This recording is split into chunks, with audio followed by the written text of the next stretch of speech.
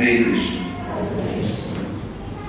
तो आप सबका स्वागत है आज हमारे दूसरे दिवस के लिए। तो कल हम चर्चा शुरू किए थे। मैंने सुना आज कुछ लोग पहली बार आए थे। आप में से कितने लोग जो कल नहीं आए थे हाथ खड़ा कर सकते हैं? कल जो नहीं आए थे तो कल हम चर्चा किए थे, जैसा कि हमारा पहला जो पॉइंट था जीवन, खुशी और श्रीमद् भगवद गीता, कि खुशी का रहस्य क्या है। जो खुशी जिसके पीछे हर जीव पागल है उसका रहस्य क्या है। और जब हम उसके रहस्य की चर्चा कर रहे थे तो हमने जीवन की एक झलक ली, कैसे हमारा जीवन बाल्य अवस्था से, युवा अवस्था से, वृद्धावस्था से होकर जीवन के अंत में हमको ये समझ में आ रहा है कि सब कुछ कर लिया लेकिन जीना तो भूल ही गए। और फिर हम अपनी चर्चा करते हुए इस स्तर पे पहुंचे थे कि ये जो मानव शरीर हमको मिला है ये कुछ बहुत ही महत्वपूर्ण, कुछ दिशा को प्राप्त करने के लिए, कुछ महत्वपूर्ण प्रश्नों का उत्तर जानने के लिए मिला है। जन्म क्या है, मृत्यु क्या है, पुनर्जन्म क्या है और मैं कौन हूं। और जब हम मैं कौन हूं की चर्चा कर रहे थे तो हम इस नतीजे पे आए। नतीजे पे क्या है, हमने तो डिक्लेयर ही कर दिया। नतीजा तो निकाला ही नहीं, हमने तो पहले ही बोल दिया कि हम शरीर नहीं, हम आत्मा है। आप बोले ये नतीजा क्या, आप तो डिक्लेयर ही कर दिए, हम नहीं मानते इस बात को। इसका प्रमाण क्या है?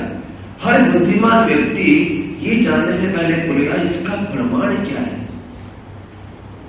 कुछ लोगों को इस बात का फर्क पड़ता है और कुछ लोगों को इस बात का फर्क नहीं पड़ता कि हम शरीर है कि नहीं है, आत्मा है कि नहीं है, जीना जैसा है वैसा चल रहे हो।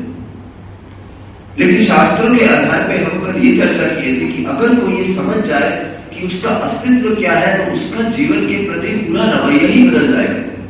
उसके जीवन के जो मार्गदर्शन है, जो भी जीवन के उसके डिसीजन है, निर्णय है, जो भी उसने अपने जीवन में मार्ग अपनाना है वो पूरा बदल ही जाएगा अगर वो शरीर नहीं आत्मा है। भागवत में एक बहुत सुंदर कथा आती है कि विदुर जी, आप लोगों में से कितने लोगों ने विदुर जी का नाम सुना है? सुना है, काफी लोग सुना है। हम कुछ दिन पहले घर पे कथा कर रहे थे तो 50 लोग, 50 में से किसी एक को मालूम नहीं विदुर जी कौन है। एक बोला मेरे छोटे भाई का नाम विदुर है तो अभी विदुर जी नहीं मालूम। तो पांडवों के 5 पांडव, महाराज युधिष्ठिर, हरे कृष्ण,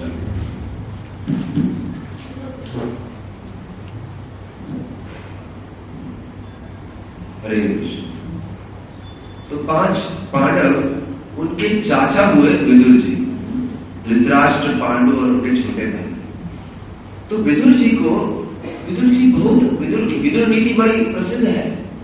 तो विदुर जी ने दुर्योधन को बहुत समझाया, बहुत पाठ पढ़ाया, बहुत नेक बातें बताई कि भाइयों के प्रति इतना द्वेष रखना, इतना क्रोध रखना अच्छा नहीं है। युधिष्ठिर का राज्य युधिष्ठिर को दे दो। तो विदुर ने दुर्योधन को, धृतराष्ट्र को, दुशासन को और जितने भी भाई थे 100 के 100 कौरव, बहुत कुछ उनके लिए भला किया, उनके लिए बहुत कुछ भला चाहा, उनको बहुत कुछ सिखाना चाहा, बहुत कुछ देना चाहा। लेकिन एक दिन वो दुर्योधन इतना परेशान हो गया कि धृतराष्ट्र को बोला इसे लात मार के बाहर निकाल दो, इस विदुर को लात मार के बाहर निकाल दो। एक जानवर से भी बदतर तरीका करके उसको घर से बाहर निकाल दिया। तो जब कोई एक व्यक्ति अपने निकट के संबंधी के लिए, अपने बहुत ही जिससे प्रेम करता है, उसको बहुत कुछ देता है, बहुत कुछ प्रेम देता है, बहुत कुछ उसके जीवन में योगदान देता है, लेकिन इतना योगदान देने के बावजूद भी वो उसको एक सड़क के कुत्ते के समान बाहर फेंक देता है, तो कितना दुख लगता है। तो सोचिए किसी के साथ ऐसा हो तो वो जीवन भर उस दुख को भुला नहीं पाएगा। लेकिन विदुर जी को जब दुर्योधन ने धक्का मार के बाहर निकाल दिया, एक भी क्षण उनके हृदय में कोई क्रोध, कोई घृणा, कोई द्वेष नहीं आया दुर्योधन के प्रति। फिर भी दुर्योधन के प्रति वो प्रेम बना रहा। क्योंकि जो व्यक्ति आध्यात्म ज्ञान को प्राप्त कर लेता है, वो ऐसा नहीं कि जगत के पूरा, जैसे हम कल चर्चा कर रहे थे, पूरा विरले हो जाता है, पूरा विरक्त हो जाता है। विरक्त तो हो जाता है, लेकिन साथ ही साथ उसका मैत्री भाव, उसकी करुणा भाव, उसका क्षमा भाव और उसका सबके प्रति प्रेम दुगुना, तिगुना, 4 गुना, 10 गुना बढ़ जाता है। तो आध्यात्म के स्तर पे जाना बहुत जरूरी है। शारीरिक दुखों से मुक्त होने के लिए तो जरूरी है ही है, साथ ही साथ हर जीव में मैत्र, करुणा, प्रेम, क्षमा, इस भावना को पालने के लिए भी बहुत जरूरी है। आजकल छोटी छोटी बात पे लोग झगड़ा कर लेते हैं। मैं इस बात पे इतना जोर क्यों दे रहा हूं? क्योंकि आत्मा है या नहीं है वो तो बात की बात। पहली तो बात यह है कि क्या हम उस स्तर को प्राप्त करने की इच्छा रखते हैं। भगवद गीता के 12वें अध्याय में भक्त के लक्षण दिए, अद्वेष्ट सर्वभूतानां मैत्र कारुण एवच, मैत्र कारुण एवच, करुणा है उसके हृदय में। वो किसी से कुछ भी आशा नहीं रखता कि इसने मेरे लिए क्या किया। वो जितना भी लात मारे, गाली दे, जो मर्जी करे, फिर भी वो देने की ही आशा रखता है। क्योंकि उसकी जो आत्मा है, वो जो आध्यात्मिक स्तर पे एक पूर्णता का अनुभव कर रहा है, जिसकी वजह से किसी से उसको आशा नहीं रह जाती। तो ऐसी पूर्णता जिसमें किसी चीज से कुछ आशा नहीं, केवल देने का दूसरे को, ऐसे शुद्ध भक्त के गुण, ऐसे लक्षण कौन व्यक्ति प्राप्त नहीं करना चाहेगा। लेकिन उसके लिए पहले इस बात पे पूरा विश्वास होना चाहिए, पूरा कन्विक्शन होना चाहिए, पूरी श्रद्धा होनी चाहिए कि मेरा अस्तित्व क्या है। मेरा अस्तित्व इस शरीर से परे कुछ एक परम सत्य है। वो क्या सत्य है? क्योंकि जब तक उस अस्तित्व में इंसान पूरी तरह से उतरेगा नहीं, इन गुणों को अपने जीवन में नहीं उतार सकता। क्योंकि जब तक इंसान शारीरिक बुद्धि में है, वो कैसे किसी से कुछ आशा न रखे। तो इसलिए जानना बहुत जरूरी है कि हम किस प्रकार से शरीर नहीं, लेकिन शरीर से, जिसे बोलते हैं ट्रांसेंडेंटल, दिव्य, हमारा अस्तित्व क्या है, एक शुद्ध सच्चिद आनंद आत्मा। और जहां तक प्रमाण की बात, ये तो एक कॉमन सेंस की बात है। लेकिन आपने इंग्लिश में बोलते हैं common sense is not so common. जो कॉमन सेंस है वो इतनी कॉमन नहीं होती, सबको नहीं होती है कि नहीं। प्रभु जी क्या पंचाजी, क्या नाम का सर है, क्या नाम बताया? वो कौन है? आपका नाम क्या है? मेरा शक्ति। हाँ, आइए आगे आइए 2 मिनट। शक्तिमान जी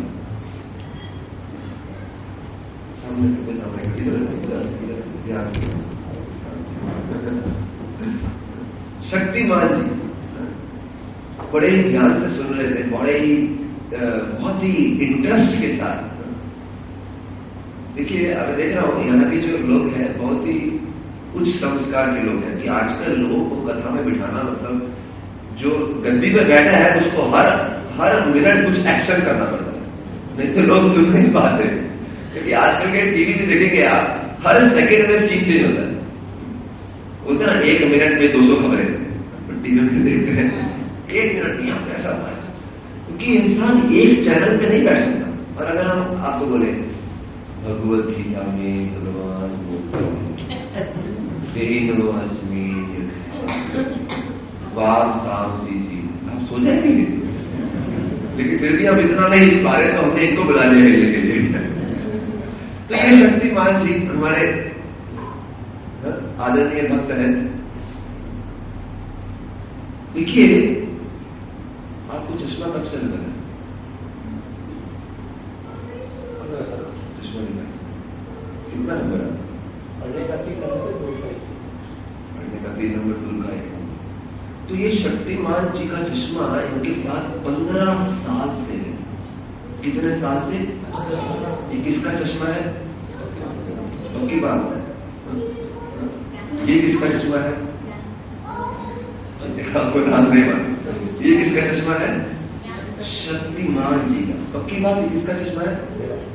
ये बोल रहे हैं ये इनका चश्मा है। ये चश्मा शक्तिमान जी का है। ये क्या है? किसकी है? पक्की बात आपकी तो नहीं है। किसकी घड़ी है ये? Fortune, Fortune, Titan. लेकिन किसकी घड़ी है ये? शक्तिमान जी की घड़ी। ये चश्मा शक्तिमान जी का चश्मा है। ये क्या है? ये किसकी शर्ट है? पक्की बात, शक्तिमान जी की शर्ट है। देखिए ये चश्मा शक्तिमान जी बोल रहे हैं मेरा चश्मा है। मेरा मतलब इनका। ये घड़ी शक्तिमान जी बोलते हैं इनकी घड़ी है। शक्तिमान जी कभी भी ये नहीं बोलते कि मैं ये चश्मा हूं। कभी कोई बोलता नहीं मैं ये चश्मा हूं, मैं 3 नंबर का चश्मा हूं, ऐसा कोई नहीं बोलता। शक्तिमान जी कभी ये नहीं बोलते कि मैं टाइटेनियम की घड़ी हूं। कभी बोलते हैं? कभी नहीं बोलते। मैं कभी ये नहीं बोलता मैं मेरा कंप्यूटर है, मेरा कंप्यूटर है, मैं कंप्यूटर नहीं हूं। देखिए ये कॉमन सेंस की बातें हैं। कॉमन सेंस ही हमें शरीर से अध्यात्म में ले जाती है। फिर ये जो शर्ट पहने हैं ये बोलते हैं ये मेरी शर्ट है। कभी नहीं बोलते मैं ये शर्ट हूं। ये क्या है? हाथ है। किसका हाथ? मेरा हाथ है। बड़े कॉन्फिडेंस से बोल रहे मेरा हाथ है, जैसे मैं इनका हाथ दे दिया होगा। मेरा हाथ है। ये तो घड़ी और चश्मे से भी ज्यादा दिल से निकली बात। मेरा हाथ है तो शक्तिमान जी का हाथ है। लेकिन ये तो जैसे बोले कि चश्मा मेरा है, लेकिन ये शक्तिमान चश्मा नहीं है। मैं और मेरा में अंतर है। ये घड़ी मेरी है, मैं घड़ी नहीं हूं। तो उसी प्रकार से जब हाथ की बात आती है तो भी ये नहीं बोलते मैं ये हाथ हूं। क्या बोलते हैं? ये मेरा हाथ है। तो जब हाथ मेरा है, इसी प्रकार से पांव पूछूंगा तो ये पांव किसके है? बोलेंगे मेरे पांव है। अगर पांव मेरे हैं, हाथ मेरे हैं, तो ये किसका है? ये शरीर। कोई बोलता है मैं शरीर हूं, ये मेरा शरीर है। बहुत ध्यान से रहो। तो कभी किसी को दर्द हो रहा है शरीर में, कोई बोलता नहीं मैं दर्द हो रहा हूं। कभी सुना आपने मैं दर्द हो रहा हूं, बहुत दर्द हो रहा हूं। क्या बोलते हैं? मेरा शरीर दर्द हो रहा है। तो बहुत स्वाभाविक कॉमन सेंस की बात है। अगर चश्मा मैं नहीं हूं, मेरा है, अगर घड़ी मैं नहीं हूं, मेरा है, शर्ट मैं नहीं हूं, मेरा है, हाथ मैं नहीं हूं, मेरा है, शरीर मेरा है, तो मैं कौन हूं? जब किसी का देहांत हो जाता है तो बड़े कॉमन सेंस से लोग क्या बोलते हैं? वो चला गया, वो चल बसा। देखिए ये छोटी छोटी चीज से ही हृदय में कितना विरक्ति आ जाता है। कॉमन सेंस की बात है, वो चला गया। कौन चला गया? कौन था जो आपके पास? He has passed away, he left his body. अब कोई भी हो, अमेरिका में हो, ऑस्ट्रेलिया में हो, अफ्रीका में हो, रशिया में हो, यूक्रेन में हो, कहीं पे भी हो, यूरोप में हो, जहां भी हो, लोग बोलेंगे ही लेफ्ट, वो चला गया। कौन चला गया? जब भूलने में कॉमन सेंस में इतनी आसानी से आता है कि हम शरीर से परे कुछ और है, तो क्यों हमारे व्यवहार में शरीर के प्रति इतनी आसक्ति होती है? क्यों हम अपने आप को शरीर से एक मानते हैं? एक बार किसी, देखिए इससे पहले गीता में लिखा है बहुत बढ़िया, इसके ऊपर गीता में एक बहुत बढ़िया श्लोक आता है 18वें अध्याय में। ईश्वर सर्वभूतानां हृद्देशे अर्जुन तिष्ठति ब्रह्मन् सर्वभूतानि यत्र रूढानि मायया। ईश्वर सर्वभूतानां हृद्देशे अर्जुन तिष्ठति। ईश्वर हर किसी के हृदय में मौजूद है। ब्रह्मन् सर्वभूतानि, सारे के सारे जीव अलग अलग शरीर पे भ्रमण कर रहे हैं। कभी ये शरीर तो कभी वो शरीर तो कभी वो शरीर, 84 लाख योनियों में भ्रमण करें। यंत्र रूढ़ानी माया, जैसे कि कोई यंत्र पे बैठ के सफर करता है। अगर आपको यहां से लखनऊ जाना है तो कई तरीके हैं, कोई भी सिटी ले लीजिए। यहां से अमेरिका जाना है तो कई तरीके हैं, डायरेक्ट फ्लाइट ले सकते हैं, यहां से आप दुबई जा सकते हैं, दुबई से लंदन जा सकते हैं, लंदन से न्यूयॉर्क जा सकते हैं, फिर न्यूयॉर्क से शिकागो जा सकते हैं। तो अलग अलग यंत्र पे बैठ के भी जा सकते हैं। उससे पहले यहां से एयरपोर्ट जाएंगे, एयरपोर्ट जाने के लिए टैक्सी ले सकते हैं, बस ले सकते हैं, कोई चाहिए तो साइकिल भी जा सकता है। यंत्र रूढ़ानी माया, उन्हें जिस प्रकार से व्यक्ति अलग अलग यंत्र लेके सफर करता है, उसी प्रकार आत्मा भी अलग अलग शरीर लेके सफर करती है। वो आत्मा एक कार के ड्राइवर के समान है। जैसे यंत्र में कोई जहाज चला रहा है तो उसमें पायलट है। कल हमें पायलट की बात कर सकते, तो पायलट जहाज चला रहा है। कोई गाड़ी है, कार है, तो उसमें कोई ड्राइवर बैठा है। एक बच्चा होगा, छोटा बच्चा, वो जब गाड़ी को आगे देखता है, उसको मालूम नहीं गाड़ी कैसे चलती है, तो उसको लगता है गाड़ी अपने आप चल रही है। छोटा नादान बच्चा जिसने कभी गाड़ी का अनुभव नहीं किया, वो गाड़ी को देखते, ट्रेन को, छोटे बच्चे, अभी आजकल तो टेक्नोलॉजी इतना बढ़ गया है, ट्रेन तो मामूली चीज रह गई, लेकिन एक जमाना था जब ट्रेन ही एक बड़ा अजूबा था। तो छोटे बच्चे रेल ट्रैक के पास खड़े हो गए। बॉम्बे में तो ट्रेन मामूली चीज है, लेकिन जहां पे लोकल ट्रेन इतना होता नहीं है, वहां पे रेल ट्रैक के पास बच्चे तो ट्रेन आते कितने उत्साहित हो जाते हैं। और वो कैसे चल रही है, कोई अंदर बैठा है, नहीं बैठा, कोई ड्राइवर है, कोई इंजन कंट्रोल कर रहा है, नहीं मालूम। बड़ी बुद्धिमान व्यक्ति समझता है कि अगर ये चल रहा है तो इसके पीछे कुछ तो कंट्रोलर है। ऐसी एक पॉइंट लिखा हमने यहां पे, तर्क। ये मामूली तर्क की बात है, लॉजिक, सिंपल लॉजिक। कोई भी कॉमन सेंस का व्यक्ति हो सकता है कि इस शरीर के पीछे कोई तो चालक है, जो कि जैसे ही इस शरीर को छोड़ दिया, शरीर मृत हो जाता है। ठीक है, आप बोलेंगे तर्क तो फेल भी हो सकता है, ये तो ठीक है, लेकिन फिर भी कुछ और सबूत दीजिए। एक बार हमारे अस्पताल में, हम जहां से MBBS किए, एक डॉक्टर बता रहे थे, थोड़ा अजीब सा कहानी है, हमको भी विश्वास नहीं हुआ। एक डॉक्टर ऑपरेशन टेबल पे ऑपरेशन कर रहे थे, सर्जरी कर रहे थे एक पेशेंट का, और पेशेंट को जनरल एनेस्थीसिया पूरी तरह से बेहोश कर दिया। अभी जब जनरल एनेस्थीसिया देते हैं तो व्यक्ति को आसपास का कुछ भी ज्ञान नहीं रहता, और ऐसा एनेस्थीसिया देने के बाद जब वो बिल्कुल बेहोशी में हो गया, उसे एक तरह से मृत के समान हो गया, तो उन्होंने अपना ऑपरेशन शुरू किया। अगर वो ऑपरेशन किसी व्यक्ति की जागृत अवस्था में करेंगे तो बहुत, मतलब वो सहन नहीं कर पाएगा दर्द को, तो वो ऑपरेशन पूरा किया। ये एक सबूत है कि वो पूरी तरह से बेहोश था। जैसे ही उसको होश आया, और जैसे ही डॉक्टर मिलने के लिए आते हैं, आप कैसे हैं, ठीक है, उसकी चेतना कैसी, वो टेस्ट करते हैं, हाथ नाले देखते हैं, कितना वो जागृत अवस्था में आ गया है, अभी तक बेहोश है, उसकी चेतना कैसी है, कॉन्शियसनेस कैसी है। तो वो पूछने के लिए आया, और पेशेंट तो गुस्सा होने लगा डॉक्टर पे। और पेशेंट तो डॉक्टर को बहुत बहुत धन्यवाद, बिल्कुल अच्छा महसूस करो, ऐसा गुस्सा होने लगा। डॉक्टर भी घबरा गया, और उसने वो डॉक्टर, दूसरे डॉक्टर और जो उनके साथ जो एनेस्थीसिया डॉक्टर थे, उनके साथ ऑपरेशन टेबल पे हंसी मजाक कर रहे थे। ऑपरेशन के दौरान अनेक प्रकार के चुटकुले सुना रहे थे, और बहुत सारी जो भी दुनिया में हो रहा है उसकी बातें कर रहे थे, और हंस रहे थे। देखिए, हम सोचते हो कि हम बीमार हैं, लेकिन डॉक्टर कभी कभी इतना एक्सपर्ट हो जाते हैं कि जब डॉक्टर करते हैं उनके लिए तो क्या, एक और मशीन ठीक करने आते हैं।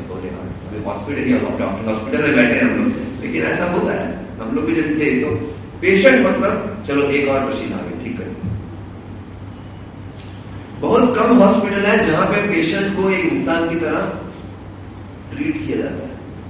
खासतौर पर अगर आप गवर्नमेंट या म्यूनिसिपल हॉस्पिटल में जाएंगे तो चलो एक और मशीन आ गई, ठीक है।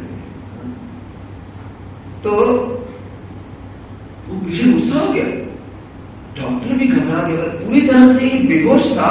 तो इसको ये सब समझा कैसे, हम क्या बात कर रहे हैं, बिल्कुल हड़बड़ा गए डॉक्टर। उसने एक एक बात जो डॉक्टर आपस में बात कर रहे थे वो एज इट इज रिपीट कर डाला। ऐसे कई किस्से सुनने को मिलते हैं।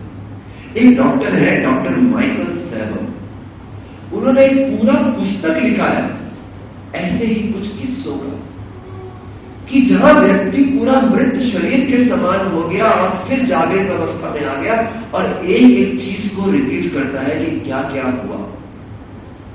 ऐसे ऐसे किस्से हैं कि एक व्यक्ति मृत होने के बाद, मरने के बाद, पहले बोलते हैं क्लिनिकल डेथ। क्लिनिकल डेथ मतलब उसको अगर आप उसका ईसीजी चेक करो या उसका दिमाग की जो वेव्स चेक करो या हर दृष्टि से वो मर चुका है, उसकी पल्स भी बंद हो चुकी है, तो डॉक्टर के हिसाब से वो मर चुका था।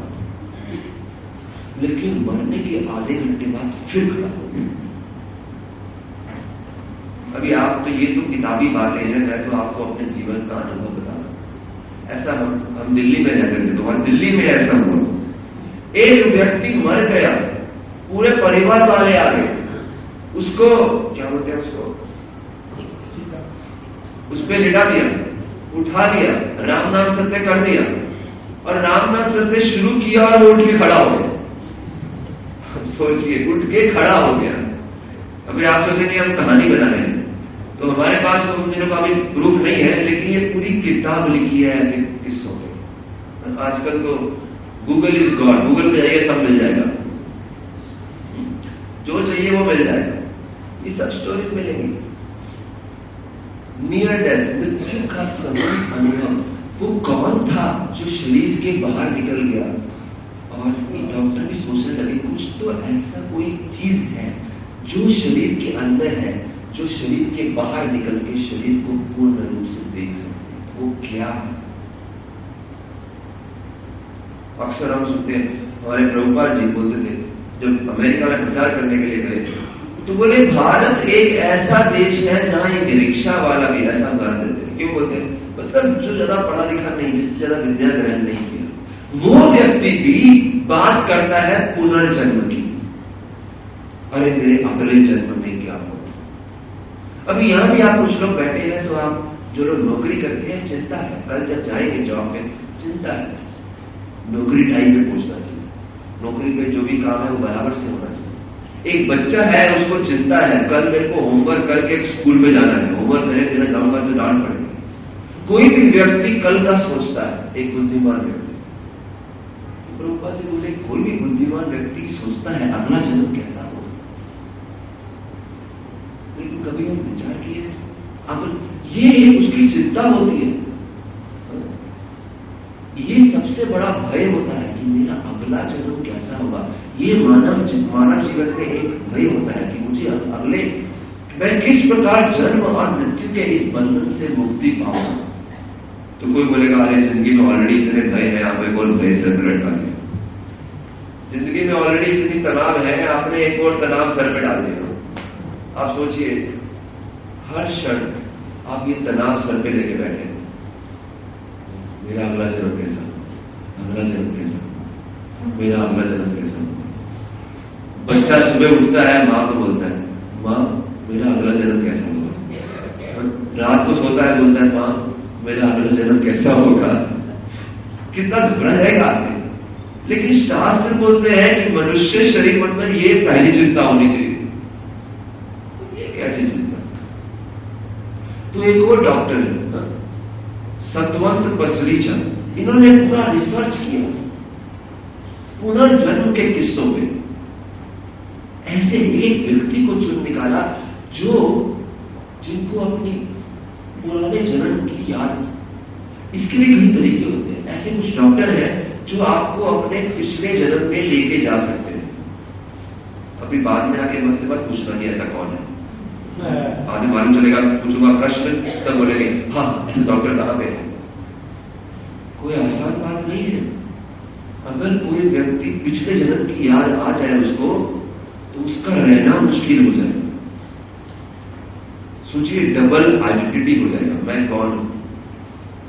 ऑलरेडी रोज का कंफ्यूजन है, मैं कौन हूं। इतना कुछ ऑब्लिगेशन है, मैं इसको पूरा करूं, इसको पूरा करूं, इसको खुश करूं, इसको खुश करूं, मालिक को खुश करूं, जॉब में बॉस को खुश करूं, स्कूल में टीचर को खुश करूं, घर में माता पिता को खुश करूं, बच्चों को खुश करूं, किसको खुश करूं। और ऊपर से एक दूसरा बैगेज साथ में, एक और परिवार पिछले जन्म का। कई किस्से हैं। ये देखिए, ये एक नौजवान, दिखने को नौजवान, लेकिन आप जैसे पढ़ रहे हैं, 3 साल का बच्चा रघुनाथ एक दिन बैठा है, सामने से एक स्त्री गई और बोले, अरे मेरी पत्नी जा रही है। 3 साल का बच्चा सोचे, अरे मेरी पत्नी जा रही है। अपनी पुरानी जिंदगी का उसको एक स्त्री को देख के पूरा पुराना जीवन याद आ गया कि मेरी पत्नी कौन थी, क्या था, हर चीज उसने। 3 साल का बच्चा, ऐसा तो नहीं है कोई उसको सिखाएगा जैसे बच्चे को आप घरों में सिखाते हैं। ये एक स्त्री है, बीच में खड़ी है। अभी इनको देखो, पहले एक माता थी इनकी, जब उनको पुनर्जन्म की याद आ गई तो दूसरी माता भी याद आ गई। अभी उनकी 2 माताएं हैं, 2 परिवार हैं। अभी देखिए, सडनली आ रहा है, अरे मेरे एक और हस्बैंड है। सडनली 2 पति हो गए, एक पति से अभी 2 पति हो गए। एक पति 40 साल बढ़े, एक पति, मतलब वो तो अभी ये जन्म मर के दोबारा जन्म लिया है, तो पिछले पति का उम्र तो बहुत हो गया रहेगा। सोचिए, सडनली कैसा आइडेंटिटी क्राइसिस, मैं कौन हूं। तो कोई बहुत अच्छी बात नहीं है जानना कि मेरा, जिनका बहुत ही बुरा कर्म होता है उनको ही पुराने जन्म की याद आती है। ये पूरा भोगला जाएगा आदमी। अच्छा, ये तो शुक्र है इंसान थे। सोचिए, हम में से कोई अगर कुत्ता या सुअर हो, वो क्या खाते हैं, विष्ठा खाते हैं, तो आपको सडनली याद आएगी हमें किसी नाली में पड़े हुए।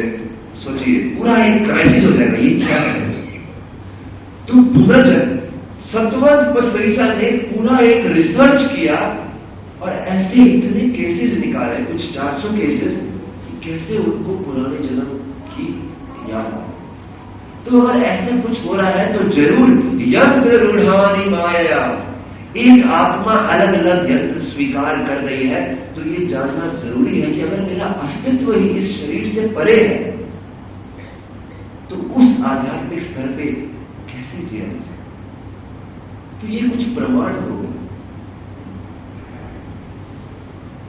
इसलिए शास्त्र बहुत क्लियरली बता देते हैं, तेनोऽस्मिन् यथा देहे कौमारं यौवनं जरा तथा देहांतरं प्राप्य धीरस्तत्र न मुह्यति।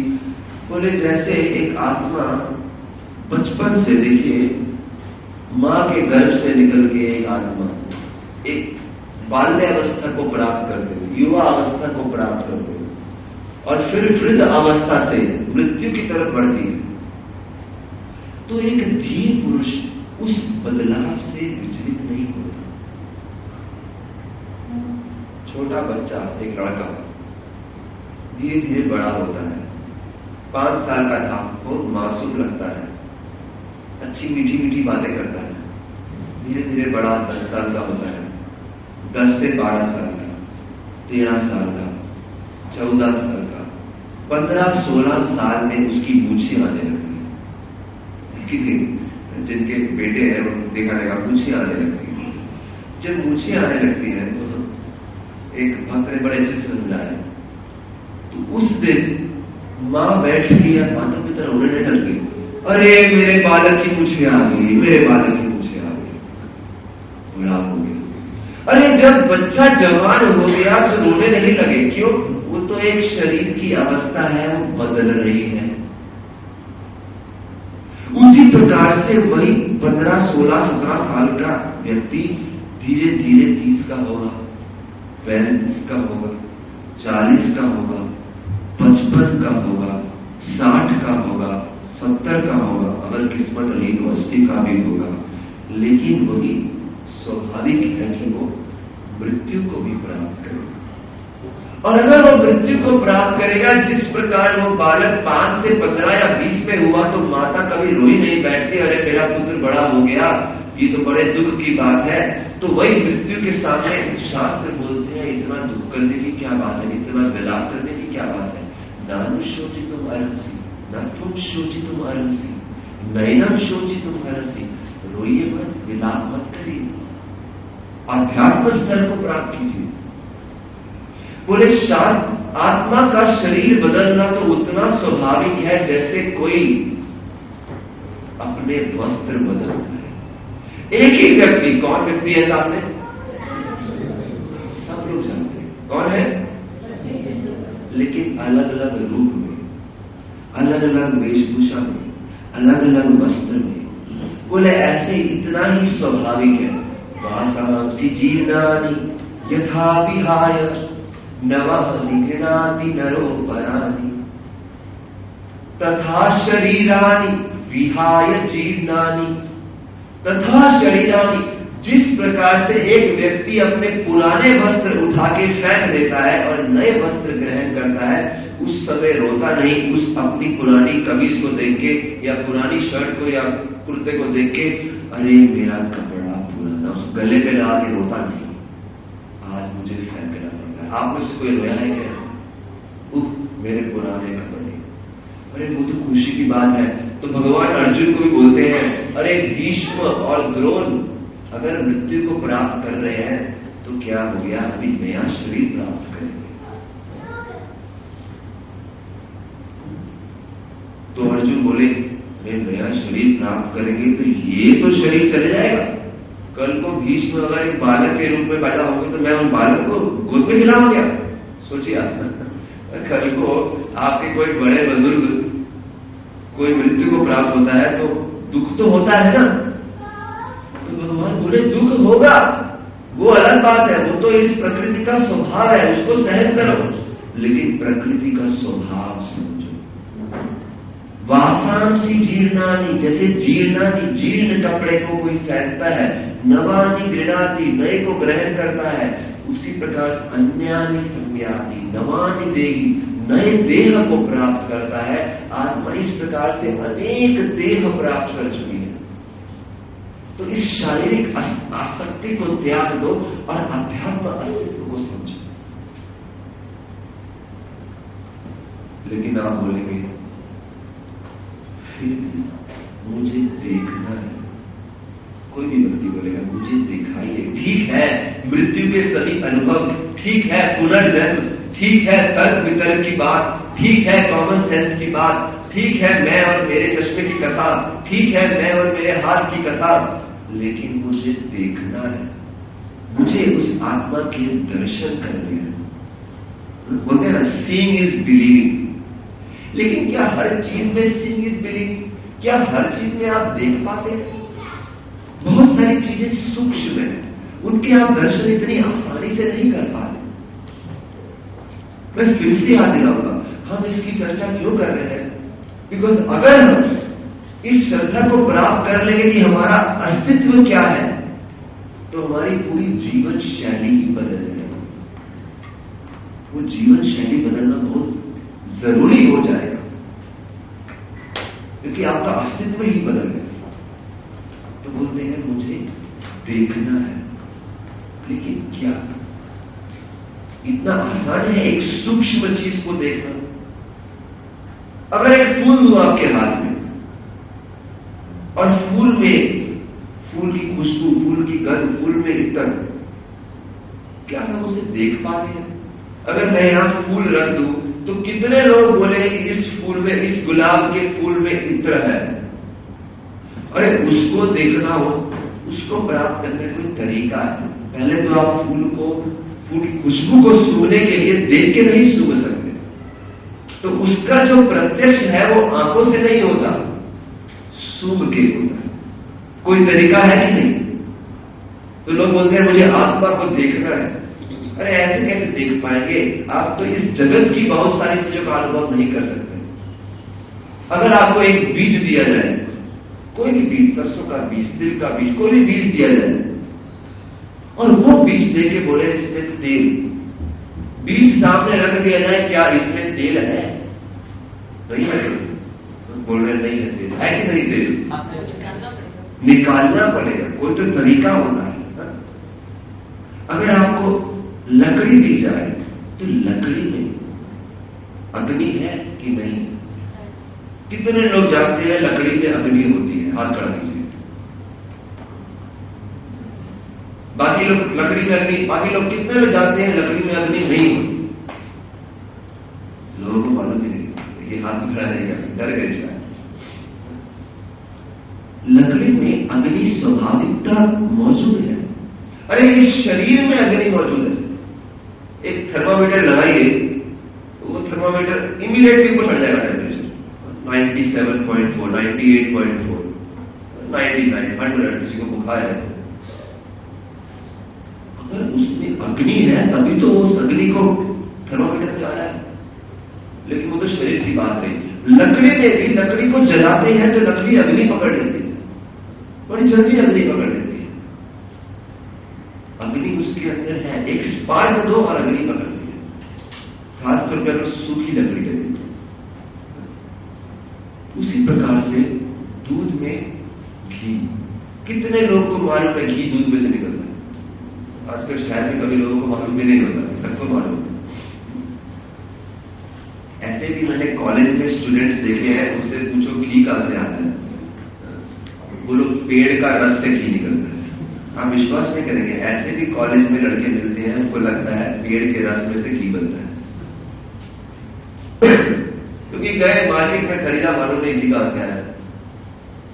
आजकल शुद्ध घी मिलता भी नहीं है। और गन्ने में गुड़ दिखता नहीं है, आपको दिख रहा है इस गुड़ में, इस गन्ने में गुड़ है।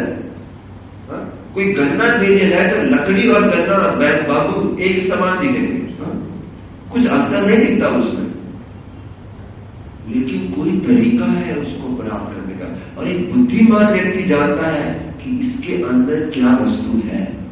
उसी प्रकार से यंत्र रूढ़ानी माया, कोई भी कॉमन सेंस का व्यक्ति जानता है कि ये शरीर तो एक बाहरी कपड़ा है, बाहरी पहनावा है, ये एक बाहरी चीज है जो हमें इतना तकलीफ दे रही है, इतना समस्या दे रही है, जिसकी वजह से हम इस जगत में बंधन में फंसे हुए हैं। लेकिन ये शरीर तो बदल रहा है, अलग अलग अवस्था को प्राप्त कर रहा है, जैसे कि सचिन तेंदुलकर अलग अलग वेश को प्राप्त किया। तो इस प्रकार से कोई तरीका, क्या तरीका है? जैसे हमने फूल में देखा, फूल में सुगंध के लिए सूंघना पड़ता है उसको। हर चीज को प्राप्त करने के लिए कोई तरीका होता है। अगर मैं आपको एक वजन करने की मशीन दे दूं और आपको बोलूं आपकी हाइट कितनी है, आप बता पाएंगे? जो वजन करने की वेट की मशीन वेट बताएगी, हाइट नहीं बताएगी। अगर किसी चीज का लेंथ नापना है आपको, तो उसके लिए आपको उसका मेजरिंग टेप लगेगा, वो टेप से उसका लेंथ नाप सकते हैं। अगर रसायन विज्ञान में जाएंगे, केमिस्ट्री के बारे में जाएंगे, अगर कुछ केमिकल टेस्ट करना है तो उसके लिए अनंत विज्ञान। अगर कोई सूक्ष्म जीव टेस्ट करते हैं, हॉस्पिटल में बैठे हैं, यहाँ पे अक्सर लोग आते हैं इन्फेक्शन टेस्ट करने के लिए। इन्फेक्शन घर में नहीं टेस्ट कर सकते। किसी को खून में कुछ इन्फेक्शन हो गया है, मलेरिया हो गया है, तो एक ड्रॉप खून देते हैं, फिर उसको स्लाइड बना के माइक्रोस्कोप के अंदर टेस्ट करते हैं। ये अलग एक प्रकार से मैं एक उदाहरण दे रहा हूं। तो बहुत टेस्ट करने के तरीके हैं, घर पे टेस्ट नहीं करते। घर पे खून की बूंद को आप ऐसा नहीं कि उसको मेजरिंग टेप से टेस्ट करते हैं, नहीं टेस्ट करते, उसके अंदर मलेरिया कीटाणु है कि नहीं। हर चीज का एक तरीका है, एक इंस्ट्रूमेंट है। तो अगर आत्मा को भी देखना है तो सही इंस्ट्रूमेंट चाहिए, आध्यात्मिक चेतना चाहिए, स्पिरिचुअल कॉन्शियसनेस जागृत करनी पड़ेगी। ऐसे नहीं देख सकते। आत्मा को देखने की एक प्रक्रिया है, लेकिन उस प्रक्रिया से पहले इस आत्मा को हम अनुभव, इस आत्मा को एक्सपीरियंस कर सकते हैं। कोई आपको यहां पे जोर से दबाए तो दुखता है, कोई पीन चुबाए तो दुखता है, कोई थप्पड़ मारे तो दुखता है, मतलब यहां पे कुछ सेंसेशन है। आप उसको फील कर सकते हैं, महसूस कर सकते हैं उस दर्द में। हाथ पांव पे मारे महसूस कर सकते हैं, हाथ पे मारे महसूस कर सकते हैं, सर पे मारे महसूस कर सकते हैं। वो चेतना पूरे शरीर में फैली हुई है। कभी आप लोग दवाई लेते हैं, कभी हम सोचते हैं छोटी दवाई, छोटी सी गोली 1 ग्राम की 2 ग्राम की भी नहीं होती, वो गोली खाते ही और किसी को फोड़ी हुई है पांव में, तो आदमी सोचता है एक छोटी सी गोली को मालूम कैसे चला कि वो पांव में फोड़ी हुई है। तो प्रभुपाद जी लिखते हैं, ये कभी सोचते हो कैसा मन में विचार आता है, दवाई डाली मुंह में और फोड़ी हुई पांव में और वहीं पे जाके उस फोड़ी को ठीक कर दिया। कोई मलम दवाई तो ठीक है, प्रभुपाद जी लिखते हैं दवाई जैसे पूरा शरीर में फैल जाती है, आत्मा का प्रभाव पूरे शरीर में फैला हुआ है, चेतना के रूप में, जागृत अवस्था के रूप में। व्यक्ति सोया हुआ है, उसको हाथ लगाए, उसको बुलाएंगे, उसको आवाज देंगे, जाग जाता है। एक मृत शरीर को आवाज देने नहीं जाएगा, कितना मर्जी आवाज हॉर्न पे जाओ, उसकी बात है नहीं जाएगा। तो आत्मा का अनुभव चेतना से होना है, तो वो तो उसका अनुभव हो गया। लेकिन देखने के लिए आध्यात्मिक चेतना को प्राप्त करना पड़ेगा। अभी हम क्या देख सकते हैं? क्या आप मेरी आत्मा को देख सकते हैं? कैसे मालूम आपको? क्या शरीर बैठा है, आत्मा नहीं बैठी? कैसे मालूम आपको? यहाँ पे जो बोल रहे हैं वो शरीर बैठा है, आत्मा शरीर है कि नहीं है? कैसे मालूम आपको? इतने कॉन्फिडेंस से बोल रहे हैं आप? कैसे मालूम? सामने जो बैठे हैं वो शरीर बोल रहा है, आत्मा नहीं बोल रही? आत्मा बोल रहा है, शरीर नहीं बोल रहा है। अच्छा, आत्मा नहीं बोल रही, शरीर बोलेगा। पर हो सकता है शरीर है ही नहीं, आत्मा अपने स्वरूप में है। कोई तो चीज है जो दिखती नहीं है। अभी आप बैठे, अगर 1 मिनट में अगर मासी हार्ट अटैक आया, वो चीज गायब हो जाएगी। आप बैठे तो मेरे को हार्ट अटैक दिलवा दिया। इतना पॉजिटिव सोचते हैं माता जी। आपके लिए नहीं, मतलब मैं आपको ये कह रही हूँ। मैं समझ गया। तो आप अदरवाइज मत कीजिए। 3 दिन और रुक जाइए, फिर आएगा चलेगा। मैं भगवान से कहूँगी आपको रखो, मेरी उम्र आपको लग जाए। हरे कृष्णा, हरे कृष्णा। क्योंकि एक एग्जाम्पल मैंने हमारे माता जी बोलती हैं, कभी किसी को बोलना मत कि मेरी उम्र आपको लग जाए। मैं बोला क्यों? बोले अगर किसी को बोलते हैं मेरी उम्र आपको लग जाए तो उसकी दुख भी आपको लग जाए। हमने तो माता जी को पूरी तरह से फंसा दिया। इधर से बोले तो फंस गए, इधर से बोले तो फंस गए। तो क्या चर्चा कर रहे हैं कि आप जो देख रहे हैं, आप लोग इतनी कन्विक्शन से बोल रहे हैं कि ये शरीर, क्योंकि ये आदत हो गई है। ये स्थूल चीज सामने दिखती है, वो शरीर है। वो शरीर 5 तत्वों का बना हुआ है। तो जिसको हम देखते हैं वो एक स्थूल शरीर है। तुलना की गई है, ये कोट पहनाया गया है शरीर को। कपड़े पहनते हैं हम लोग, बोलते हैं एक बाहर के कपड़े होते हैं, एक अंदर के कपड़े होते हैं।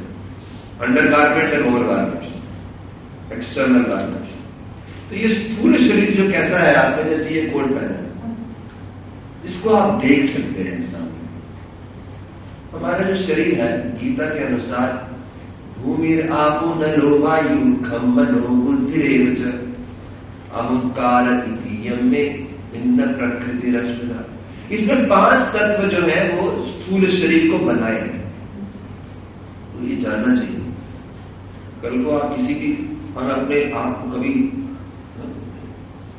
आईने में देखते हैं, चलो आईने में देखते हैं तो ध्यान आता है अपने बालों पे ध्यान देते हैं। हमारे तो बाल ही नहीं है देखने के लिए, लेकिन बालों पे ध्यान देते हैं, अपने चेहरे पे ध्यान देते हैं, अपनी सुंदरता को नोट करते हैं। लेकिन एक विद्वान व्यक्ति वो जब चेहरे को देखता है, बोलता है क्या दिख रहा है मुझे? भूमिर आपो नलो वायु, 5 तत्व दिख रहे हैं, पृथ्वी जल अग्नि वायु और आकाश, और कुछ नहीं। वही अलग अलग सुंदरता का, अलग अलग चेहरों का रूप लिया है, वही 5 तत्व, पृथ्वी जल अग्नि वायु आकाश। ये तो हमें क्लियर दिखते हैं सामने। आप बोलेंगे ऐसा कैसे? अच्छा, पृथ्वी सॉलिड सब्सटेंस, दिखता है सामने सबको, सॉलिड है। पानी भी है, सबको मालूम है हमारे शरीर में पानी है, ये तो फेमस चीज है। जल भी है। अग्नि हमने ऑलरेडी डिस्कस किया, चर्चा की कि अग्नि भी है। आप थर्मामीटर दबाइए, टेम्परेचर आ जाता है, मतलब अंदर हीट है। हीट है तो मतलब अग्नि तत्व भी है, अग्नि तत्व है शरीर के अंदर। वायु तत्व भी है। वायु तत्व के बिगड़ने से कितनी बीमारियां हो जाती हैं। लोग पगला जाते हैं, जो इनसे हो जाते हैं उनका वायु तत्व पूर्ण रूप से बिगड़ जाता है। तो वायु भी 10 प्रकार की वायु होती है, वो 10 प्रकार की वायु बराबर से संतुलन में रहनी चाहिए। शायद उस बच्चे की वायु बिगड़ गई है, परेशान हो गया, तो वो भागता हुआ हमें उदाहरण देने के लिए आया। हरे कृष्णा कृष्णा कृष्णा हरे हरे, हरे राम राम राम हरे हरे। अभी देखो इनकी वायु भी बिगड़ गई। जब वायु बिगड़ जाती है तो आदमी बहुत चंचल हो जाता है, एक जगह में बैठ नहीं सकता। बिल्कुल इसी प्रकार से वायु बिगड़ जाती है, इंसान बिल्कुल चंचल रहता है, अपनी स्टेबिलिटी खो बैठता है। जिसकी वायु बहुत बिगड़ जाए ना, बहुत तकलीफ होती है। जॉइंट्स की बीमारी क्यों होती है? वायु बिगड़ने से। मेरे को ज्यादा तो ज्ञान नहीं है, सुना है ऐसा। तो वायु तत्व भी संतुलन में होना चाहिए। और आकाश, स्पेस भी तो है बॉडी में। तो ये तो हो गया स्थूल शरीर। लेकिन इसके अंदर जैसे मैंने बोला ओवर गारमेंट्स और अंडर गारमेंट्स, अंदर के भी कपड़े रहते हैं। उसी प्रकार से मनोबुद्धि एवचा, मन, बुद्धि और अहंकार। लोग बोलते हैं हमें आत्मा नहीं दिखती, क्या बात करते हैं। बहुत लोग ये ज्ञान प्राप्त करना चाहते ही नहीं। क्यों? जैसे ही अस्तित्व बदल जाएगा, जीवन शैली बदल जाएगी। कभी आप लोग किसी ने खरगोश को पाला है? खरगोश को अगर पाले, किसने पाला है? पता नहीं आपको एक्सपीरियंस है कि नहीं, तजुर्बा है कि नहीं। खरगोश को अगर पालेंगे और खरगोश को अगर आप एक बंद जगह, किसी जगह पे बंद कर दें, उसको भागने की कोई जगह नहीं रह जाए, और अगर उसके ऊपर हमला करें या उसको कुछ संकट आ जाए तो वो घबरा के अपनी आंखें बंद कर देते। अनुभव किया आपने? देखिए बोल रहे अनुभव किया है मैंने, जरा खड़े हो जाए 1 मिनट। तो वो अपने अनुभव से बोल रहे हैं, बैठ जाइए। तो ये अनुभव से बोल रहे हैं कि खरगोश अपनी आंखें बंद कर लेता है। क्यों? आंखें बंद मतलब खतरा है ही, खतरा टल गया। खतरा टल गया क्या? नहीं टला, लेकिन आंखें बंद करके खतरा टल गया। तो लोग ये ज्ञान प्राप्त करना चाहते ही नहीं, क्योंकि अगर इस ज्ञान को बहुत ध्यानपूर्वक पढ़ा, अगर गीता और भागवत को बहुत ध्यानपूर्वक पढ़ा, तो अपने हृदय की पूरी इच्छाएं बदल जाएंगी। तो लोगों को लगता है मैं अपना जीवन कैसे संभालूंगा, लोग घबरा जाते हैं। ये तो वही बात हो गई, जब सत्य सामने आया तो आंखें बंद कर ले। सत्य नहीं है, हम तो शरीर है, यही हमारा परिवार है, ये हमारे बच्चे हैं, बस यही जीवन है। सुबह उठो, खाओ पियो, आहार निद्रा भय मैथुनम, वाह।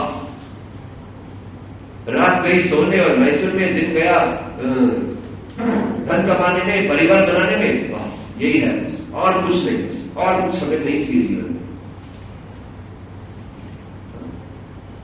लेकिन शास्त्र बता रहे हैं स्थूल है, उसके बाद सूक्ष्म है। स्थूल है, उसके बाद सूक्ष्म है। हर व्यक्ति के पास एक मन है और एक बुद्धि है कि नहीं? मन है, बुद्धि है। मन जिससे हमारा फीलिंग्स आता है, कुछ अच्छा लगता है, कुछ बुरा लगता है। भोग त्याग, मन की इच्छाएं होती है। अभी सबके मन में अलग अलग इच्छाएं आ रही होगी। यहाँ बैठे कोई थक रहा होगा, किसी को आनंद आ रहा होगा, किसी की जिज्ञासा पूर्ण हो रही होगी, कोई सोच रहा होगा आधा घंटा रह गया, कभी खत्म होगा ये। लेकिन नहीं, जो इतना फिलोसफिकल नहीं है, सब लोग अलग अलग इच्छा। तो मन कैसे कैसे अनुभव से गुजर रहा है, और बुद्धि किस किस प्रकार के तर्क दे रही होगी। लेकिन इसका क्या, लेकिन इसका क्या, लेकिन ऐसा क्या। अरे मुझे प्रश्न उत्तर करने का मौका मिले तो कितने प्रश्न आ रहे हैं। पहली बार जब मैं गीता कोर्स में आया 97 में, तो गीता कोर्स अटेंड किया और गीता कोर्स जब मैं ऐसे आपकी तरह ऑडियंस में बैठा था, जो लोग नए आए हैं, और पीछे बैठ के मैं सोच रहा था मुझे तो बड़ी शर्म आती है। मैं जिंदगी में कभी लोगों के सामने बोला ही नहीं था, कभी सपने भी सोचा नहीं था कि मैं एक दिन बैठ के गीता कोर्स दे रहा हूँ। तो ऐसे तो शर्म आती, सबके सामने हाथ खड़ा होकर प्रश्न पूछने।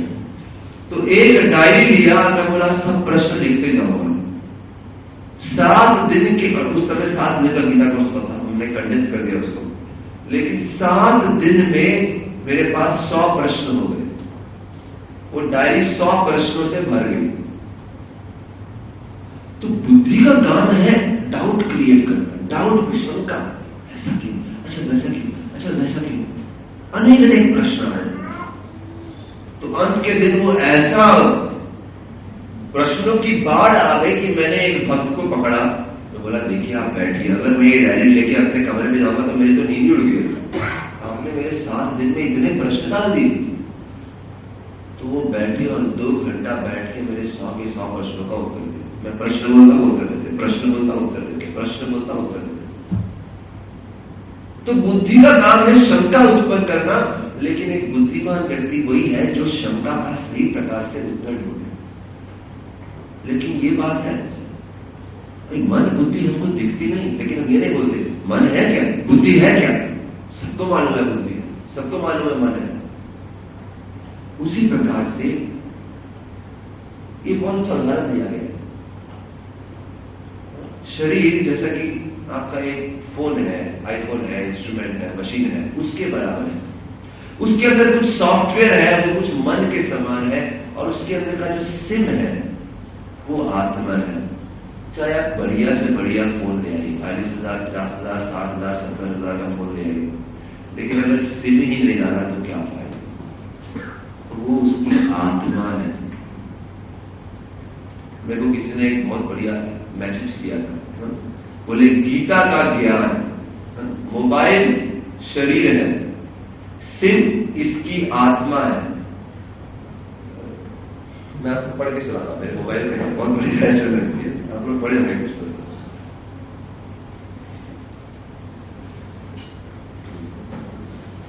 गीता का ज्ञान, मोबाइल निर्जीव है, सिम इसकी आत्मा है, एसएमएस वो ज्ञान है जो बांटने से बढ़ता है।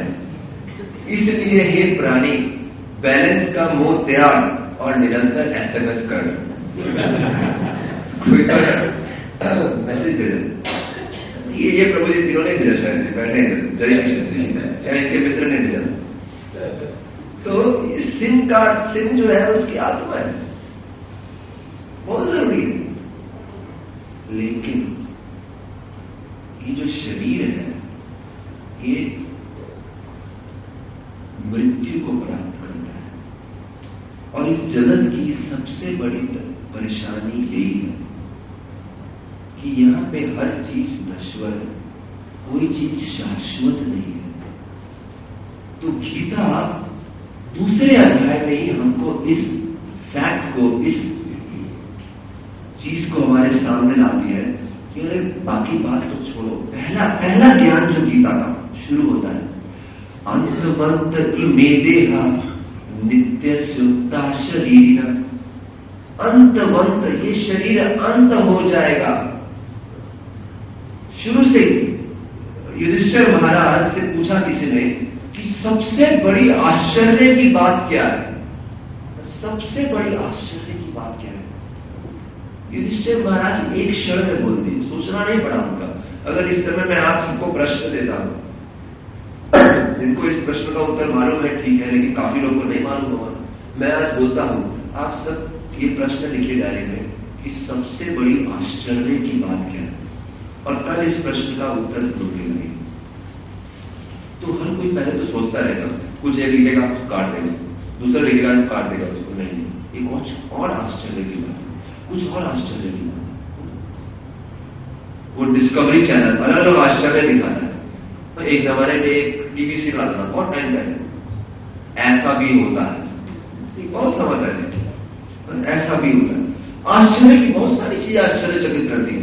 युधिष्ठिर महाराज बोले अरे एक ही चीज आश्चर्य की है, अहनि अहनि भूतानि गच्छन्ति यमालयम् शेष स्थावरम् इच्छन्ति।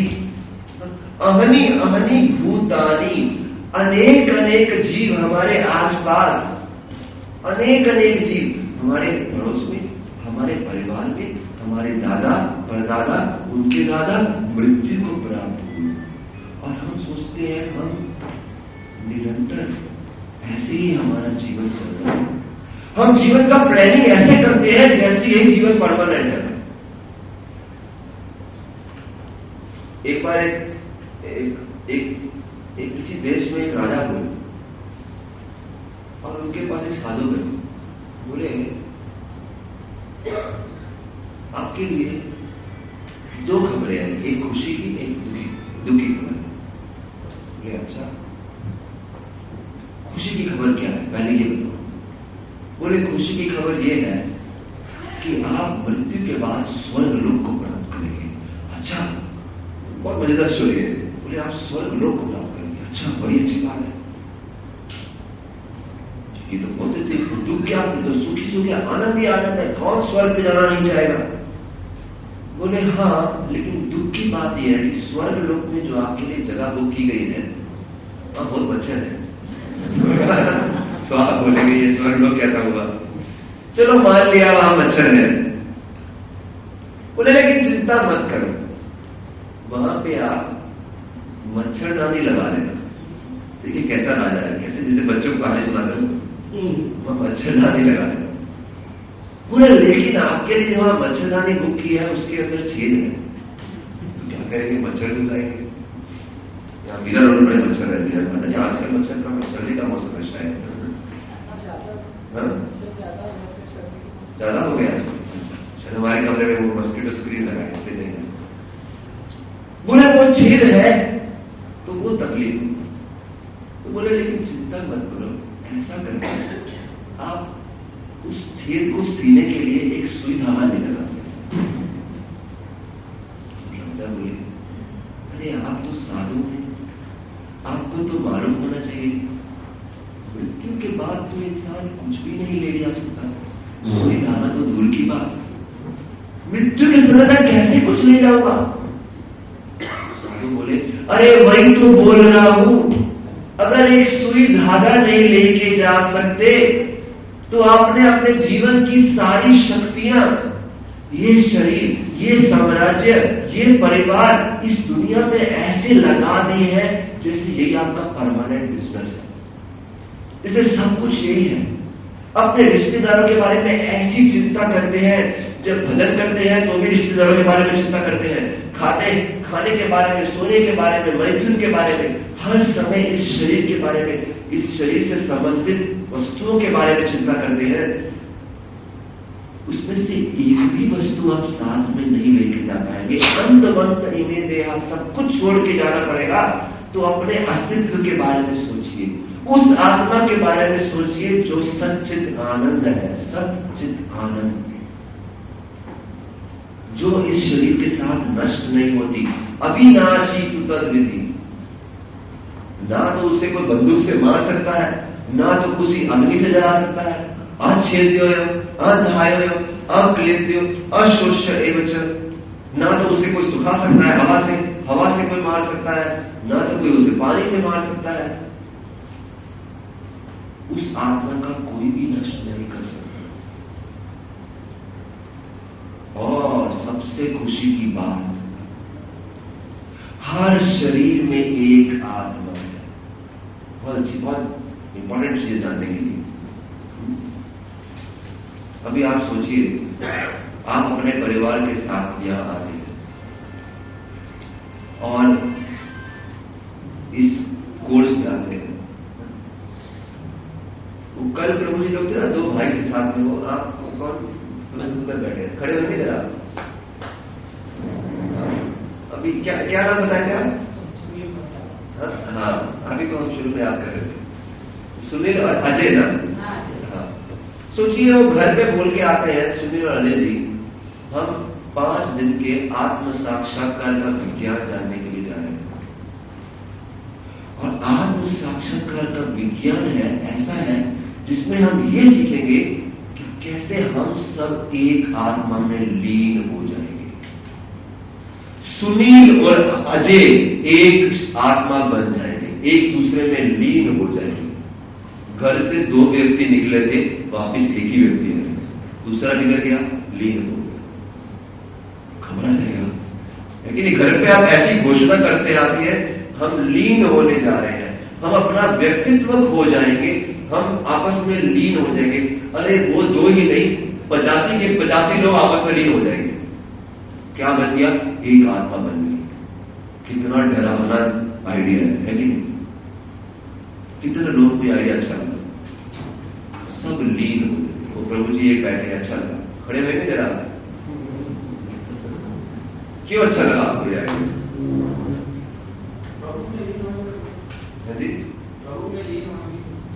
प्रभु में लीन, आप बैठ जाइए। तो देखिए, ये भी अलग अलग तरह के विचार है। बहुत अच्छा है, आपने हाथ खड़ा किया। तो एक विचार है कि सब लोग एक आत्मा में लीन हो जाते हैं। लेकिन यहां पे अगर 85 लोग बैठे हैं, मेरे को बताया अटेंडेंस शीट में अगर 85 लोग हैं, 85 में से 84 लोगों को यह आइडिया पसंद नहीं आया लीन होने का। कितना खौफनाक आइडिया है, कितना डरावना आइडिया है कि अपना व्यक्तित्व ही खो बैठे। कुछ लोगों को यह आइडिया बहुत अच्छा लगता है। अभी वो जो व्यक्ति बोले लीन होने की बात, वो किस नजरिए से बोले वो अलग बात है, लेकिन कुछ लोगों को यह आइडिया बहुत भाता है कि हम सब एक में लीन हो जाएंगे। क्यों? इतना वैरायटी, इतने प्रकार के लोग, इतना कंपटीशन, इतना द्वेष और नफरत और घृणा और लड़ाई और झगड़े सब समाप्त हो जाएंगे, लीन हो गए एक पल में। शांति शांति शांति। तो जो व्यक्ति जगत से परेशान है, इस जगत की समस्याओं से परेशान है, वो बोलता है उस शांति में लीन हो जाओ। लेकिन भगवत गीता हमें बोलती है, न तु एवा हम जादुनासम न त्वं देवे च नादिव न च एव भविष्याम सर्वे वयम अतः परम। बोले हर एक जीव अपने अपने व्यक्तित्व को खोएगा नहीं, उसका व्यक्तित्व अपनी जगह पे पूर्ण रहेगा, चाहे वो जुड़वे बच्चे ही क्यों ना हो। दो जुड़वे बच्चे, लेकिन फिर भी उनके शरीर में अलग अलग आत्माएं हैं। उनका व्यक्तित्व शाश्वत रूप में परमानेंट उनके साथ रहेगा। वो एक व्यक्ति है, भगवान के लिए एक हर एक जीव महत्वपूर्ण है। कोई व्यक्तित्व अपना नहीं खोएगा। ये बहुत ही कॉमन बात है। लोग सोचते हैं मोक्ष के बाद अपना व्यक्तित्व खो बैठेंगे, हम लीन हो जाएंगे सब एक परम आत्मा में। लेकिन गीता में बताया है कि हम लीन नहीं होते, सबका एक व्यक्तित्व रहेगा। Everybody is an individual. भगवान अर्जुन को बोलते हैं, अर्जुन ऐसा कोई समय नहीं था जहां तुम, मैं और ये सब सैनिक मौजूद नहीं थे या मौजूद नहीं रहे। अलग अलग वस्त्र, अलग अलग शरीर के रूप में, लेकिन सब लोग थे और सब लोग एक अलग जीव, एक अलग प्राणी के रूप में रहेंगे। उनका व्यक्तित्व कभी नहीं खोएगा। तो फिर दूसरा प्रश्न आएगा आपके हृदय में, क्या प्रश्न आएगा आपका हृदय में कि उस आत्मा का जो व्यक्ति है, अभी किसी का भी अगर हमको बोला जाए ये आप एक कपड़ा पहने, ये शरीर जो है एक वस्त्र है, हम अलग अलग वस्त्र चेंज कर रहे हैं, तो क्या प्रश्न आएगा आपके? बताइए। कुछ तो प्रश्न आते होंगे अपने बारे में। ठीक है, मैं शरीर नहीं आत्मा हूं, मैं अलग अलग वस्त्र पहन रहा हूं, तो बताइए कुछ प्रश्न आ रहे हैं आपके लिए? पहले क्या था, पहले क्या था, आगे क्या होगा, आगे क्या होगा, और क्या प्रश्न आ रहे हैं? कभी बंद होगा, कभी कपड़ा पहनना बंद होगा। कपड़ा पहन के आना रोज। लेकिन ये शरीर रूपी कपड़ा पहनना कब बंद होगा? और क्या प्रश्न है? कपड़े के डिजाइन, कपड़े के डिजाइन, कैसा मिलेगा? कोई बेहतर डिजाइन चाहिए उसको, ठीक है। और क्या प्रश्न आ रहे हैं? अभी तक कोई व्यक्ति, असली बुद्धिमान व्यक्ति का बात नहीं किया। देखते हैं, लेटेस्ट टेस्ट कंपटीशन, कौन सही प्रश्न उठाएगा। अरे ये सब सुनने के बाद कि हम हर कोई एक अलग जीव है, उसका एक अस्तित्व है, हर कोई एक अलग व्यक्ति है, अलग अलग कपड़े पहना है, अलग अलग शरीर धारण किया है। अरे कोई बेवकूफ, कौन जानना चाहेगा कि पिछले जन्म में क्या था, क्या करेंगे जान के। समस्या बढ़ जाएगी, जैसे मैंने बताया, वो स्त्री की समस्या बढ़ गई, दो पति हो गए, दो माताएं हो गई, दो परिवार हो गए। अरे एक नहीं संभल रहा, दूसरा भी संभल है। लेकिन हम अपने आप को जान भी तो नहीं पा रहे कि हम हैं क्या। तो बताइए क्या प्रश्न आएगा? You are very close. हूँ क्या मेरे को अपना स्वरूप जानना है। ठीक है, मैं समझ गया, मैं आत्मा हूं, मेरे को जानना है मैं कैसा दिखता हूं, मेरे को जानना है, क्योंकि दर्शन करना चाहेंगे ना। जब व्यक्ति का कभी कॉस्मेटिक सर्जरी होता है तो कॉस्मेटिक सर्जरी के बाद पहली चीज वो मांगता है आईना दिखाओ। जब एक गर्भवती महिला एक पुत्र या पुत्री को जन्म देती है तो पहला चीज वो बच्चे का चेहरा देख बताती है। पैदा होते ही डॉक्टर पहले वो बच्चे को मां के सामने लाते हैं तो मां अपने सब पीड़ा को भूल जाती है। कॉस्मेटिक सर्जरी के बाद आईना लाओ तो सुनता है, हाँ अभी ठीक हो गया, फर्स्ट क्लास, ये नाच बड़ा टेढ़ा था, अभी ठीक कर दिया, ये आंख थोड़ी रहती थी, अभी ठीक कर दिया। तो बहुत इच्छा होती है कि मेरा स्वरूप क्या है। तो आपने तो बता दिया, ठीक है, शरीर मिल गया, तर्क के आधार पे, इसके आधार पे, उसके आधार पे, लेकिन मेरा स्वरूप है क्या? मुझे वो आईना दिखाओ, मेरा आकार क्या है? अरे हमने तो सुना है कि आत्मा एक रोशनी है, एक लाइट है। कुछ लोग लाइट पे ध्यान लगाते हैं, कुछ लोग मोमबत्ती पे ध्यान लगाते हैं, कुछ लोग एक बल्ब पे ध्यान लगाते हैं। बोलते हैं वो ध्यान लगाते लगाते आप भूल जाएंगे और आप उस लाइट में समा जाएंगे। कुछ आकार है कि नहीं है अपने आप को पहचाना। तो वो प्रश्न बड़ा अच्छा प्रश्न बोले कि मेरा अस्तित्व क्या है। जिसके मन में ये प्रश्न आया वो इस कोर्स में बराबर चल रहा है। क्या मुझे जानना है कि मेरा चेहरा क्या है, मेरा आकार क्या है, मैं कौन हूं, मेरा असली अस्तित्व क्या है, मैं असली में कौन हूं। वो एक सीरियल आता था, जंगल जंगल फूल खिला है, देखा आपने? मोगली। वो जंगल में कहीं तो भटक गया जानवरों के बीच में और अपने आप को जानवरों का पशु समझने लगा। भूल गया कि मैं कौन से परिवार से आया हूं, भटक गया। तो मेरा आकार क्या है? शरीर को भी जो आकार दिया गया है वो आकार आत्मा की वजह से। देखिए ये हाथ ने ग्लव पहना हुआ है, ग्लव को अगर हाथ से निकाल देंगे तो वो लूज हो जाएगा।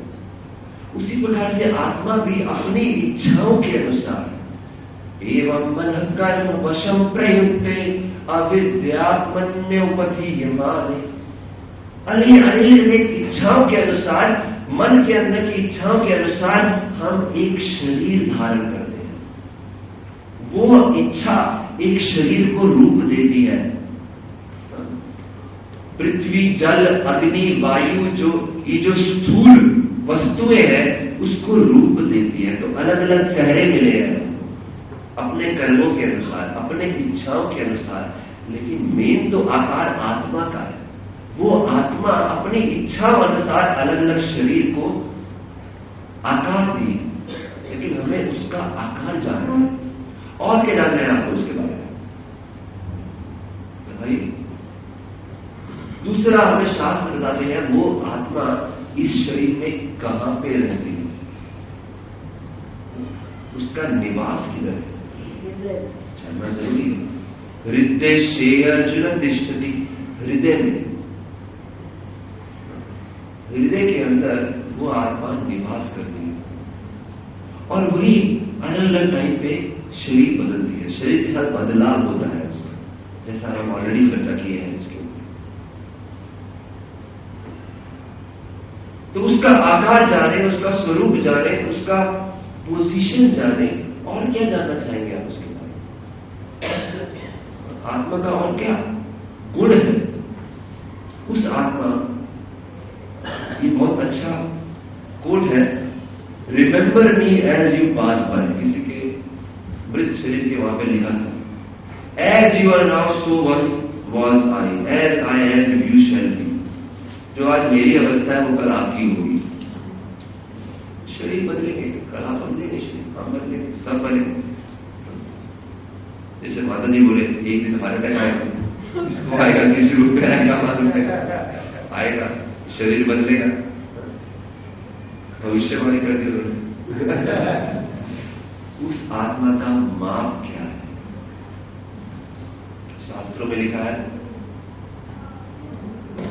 केशाग्र शतभागस्य शतधा कल्पितस्य च। अपने एक बाल की एक उसकी जो नोक है उसको 10,000 भागों में बांट दो, और उसका जो एक छोटा सा भाग है वो आत्मा का साइज है। अरे आप बोलेंगे मेरा अस्तित्व वो है। आप सोचिए, अभी तो हम इतने 6 फुट के 5 फुट के 4 फुट के व्यक्ति चल रहे हैं, आपको बोले आपका स्वरूप कैसा है? एक बाल के आधे के 10,000 हिस्सा। ये तो आपने बिल्कुल तुच्छ कर दिया। तो जो आत्मा जिसका आध्यात्मिक स्वरूप है उसको इस शरीर में इस रूप में डाला गया है। एक बाल का 10,000वां हिस्सा, चाहे वो किसी भी स्पीशीज में हो, हाथी के शरीर में हो, एक कीटाणु के शरीर में हो, किसी भी मछली के शरीर में हो, उस रूप में उसको कहते हैं इसे कंप्रेस कर दे पूरी शक्ति को, और वो इस शरीर को शक्ति देती है। उस आत्मा को हमें देखने की इच्छा, उस आत्मा की वजह से हमारे जीवन में एक प्रबल इच्छा है। सोचो, इतना शक्ति को दबा के डाल दिया। एक शक्ति है, अगर बहुत शक्ति को आपने, अरे शक्ति छोड़ो, बच्चा है, बच्चा बहुत चंचल होता है। अभी हमने देखा वो 2 बालक यहाँ पे थे, वो देखो भी आ गए, उनका नाम लिया भागते हुए खुशी से आ गए थे, खाना खा रहे 15 मिनट रुक जाइए आप, ठीक है? 15 मिनट खाना मिलेगा आपको, चलेगा? 15 मिनट रुकेंगे आप लोग? जोर से बोलिए हरि बोल।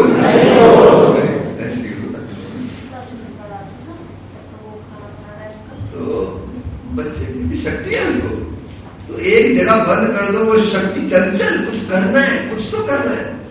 अभी कुछ खिलौना मिल जाए तो खाना भूल जाएंगे, यहाँ पे कुछ पिक्चर लगा दो उनके काम की तो खाना भूल जाएंगे, वो कार्टून सीरियल लगा दो तो 2 घंटे तक खाने की याद नहीं आएगी, खाना भूल जाएंगे।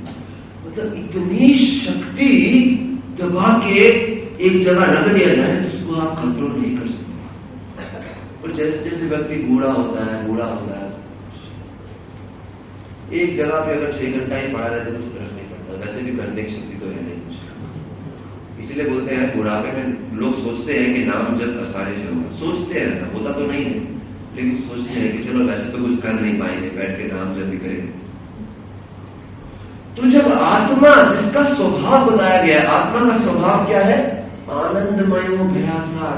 आत्मा की प्रबल इच्छा है आनंद प्राप्त करने की, जीवन की सब बाधाओं से मुक्ति प्राप्त करने की। ऐसा आनंद जिसकी कोई सीमा नहीं है, सब सीमाओं को तोड़ के कोई बाधा रास्ते में नहीं आने चाहिए। वो बच्चा जब एंट्री किया उसको एक भी व्यक्ति आजू बाजू नहीं दिखा, क्या दिखा? मम्मी और खाना, बस। ऐसी प्रबल इच्छा थी। देखिए ना, बच्चे लोग को शर्म ही नहीं आती।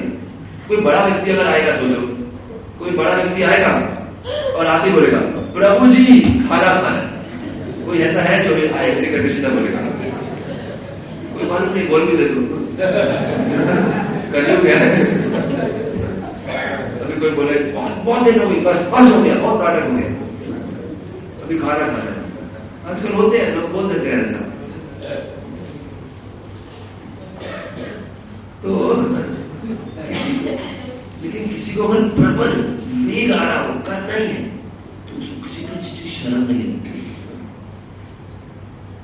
आजकल आप देखते हैं पुरुष सब लड़के लड़कियां कॉलेज के, कुछ शर्म नहीं, क्योंकि संस्कार का ऐसा वेग अंदर, ऐसे संस्कार तो है ही नहीं, तो ऐसा वेग है अंदर से आकर्षण का, कुछ शर्म नहीं। तो किसी को अगर किसी इच्छा उत्पन्न करने का ऐसा वेग उत्पन्न हो रहा हो तो आसपास कुछ नहीं दिखता, ऐसे लगता है बस मैं अकेला ही हूं और कुछ है ही नहीं। जैसे उस बच्चे को मेरी माँ है और बाहर भोजन, बस बाकी तो है ही नहीं, आपके कोई अस्तित्व ही नहीं है किसी चीज। सब बाधाओं को तोड़ देते हैं। ऐसे ही आत्मा भी क्या है? आनंदमयोभ्यासा। आत्मा का स्वरूप क्या है, स्वभाव क्या है? आनंदमय। उस आनंदमय स्वरूप को हमने कंप्रेस करके इस शरीर में डाल दिया है, जिस शरीर की इतनी सीमाएं हैं, सीमित है। ये शरीर बहुत सीमित है। शास्त्रों में लिखा है, ये हॉस्पिटल में ये बात बहुत दस्ती है। इस हॉस्पिटल में बैठे हैं हम लोग। ये शरीर क्या है? रोग का मंदिर है, रोग का मंदिर। हॉस्पिटल में शरीर कब कौन सा रोग प्रकट हो जाए मालूम नहीं। ये कोर्स दे रहा था मेरे को, और 2 दिन पहले, परसों की बात है, इतने महीनों से कुछ नहीं हुआ, सुबह उठते ही गला पकड़ लिया पूरा, आवाज नहीं निकल रही थी, खांसी पे खांसी, सर्दी पे सर्दी। अरे आज ही अभी तो 5 दिन मेरे को बोलना ही है, मेरा धंधा बोलने का ही है, जो अपना बिजनेस है वो बोलने का है। बिजनेस तो नहीं है, लेकिन जो भी है अपना जो सेवा है बोलने का है, और उसमें ही अरे भगवान इसी दिन करना चाहिए। तो किस समय कौन सी बीमारी सामने प्रकट हो जाए मालूम नहीं। रोग का मंदिर है। तो आत्मा का प्रबल इच्छा है आनंद, ऐसा आनंद जो कभी रुके नहीं, और उसमें ये शरीर बाधा, आसपास के लोग बाधा, आसपास का वातावरण बाधा, हमारी फैसिलिटीज बाधा। वो खुशी जो आनंद प्राप्त, जो आत्मा प्राप्त करना चाहती है, उसमें कई बाधाएं हैं। तो वो हमारा दूसरा टॉपिक था। उस खुशी में, जिस खुशी के रहस्य को हम खोज रहे हैं, उसमें बाधाएं क्या है, उसमें समस्याएं क्या है? अनेक समस्याएं। तो हर किसी को अनेक समस्या है। अगर मैं किसी को खड़ा करूंगा, आपके जीवन की समस्याएं क्या है? हर किसी को लगता है, हर कोई इस बात से सहमत है कि नहीं कि उसकी प्रबल, बहुत ही स्ट्रांग इच्छा है आनंद प्राप्त करने की, लेकिन कुछ ना कुछ बाधा आ जाती है जीवन में। हर कोई इस बात से सहमत है कि नहीं? कुछ उदाहरण बताइए आप। कोई उदाहरण बताना चाहेगा? कोई तो बताइए। सुनील जी बताइए, पीछे बैठे हैं। और कोई बताएगा? बहुत आती है, दूसरी बाधाएं तो बहुत आती है, लेकिन उनका सॉल्यूशन भी तो हम ही को निकालना है। आप मुझे बाधाओं का, हम स्टेप बाय स्टेप जा रहे हैं, सॉल्यूशन तो बाद में आएगा। आप बाधाओं का उदाहरण दीजिए, क्योंकि सॉल्यूशन निकालने से पहले बाधाओं की परिभाषा बतानी पड़ेगी, डेफिनेशन। आज सबसे बड़ी बाधा ये थी कि अभी एक हफ्ता पहले मेरे हस्बैंड की यही एंजियोप्लास्टी हुई है।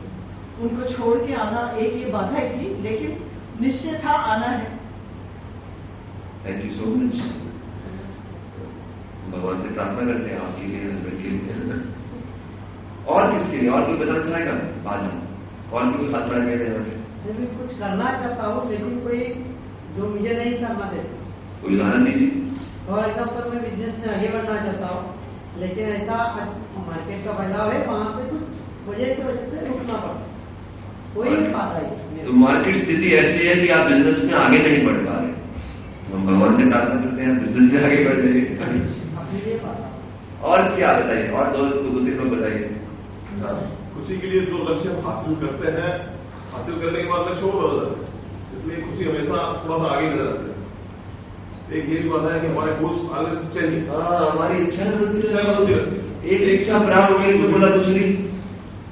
ये बड़ा अच्छा से कल पढ़े थे हम लोग। अरे बच्चा स्कूल में था तो कॉलेज जाऊंगा, कॉलेज मिल गया तो भी नौकरी नहीं मिली, नौकरी मिल गई तो शादी करनी, शादी मिल गई तो बच्चे को स्कूल भेजना, कुछ बच्चे को स्कूल भेजना, कॉलेज भेजना। अच्छा कॉलेज और क्या? और क्या? मैं बताऊँ, हमारी एक बाधा है कि मैं बहुत ज्यादा इच्छा रखती हूँ कि ये जितना ज्यादा से ज्यादा कृष्ण का और उनका ध्यान करूँ, लेकिन मन पता नहीं क्यों मन चंचल है, मन चंचल है, भटक जाना है। तो ये बाधा कैसे हम दूर करें? इनका मन बहुत चंचल है, इनको भगवान के भक्ति में ध्यान लगाना है, मन चंचल है। और कोई जय कृष्ण जी बताइए। उनको स्टूडेंट है, एग्जाम उनका बस चले तो बिना एग्जाम उनका कोई बिना पढ़ाई के सब एग्जाम पास होने की इच्छा रहती है।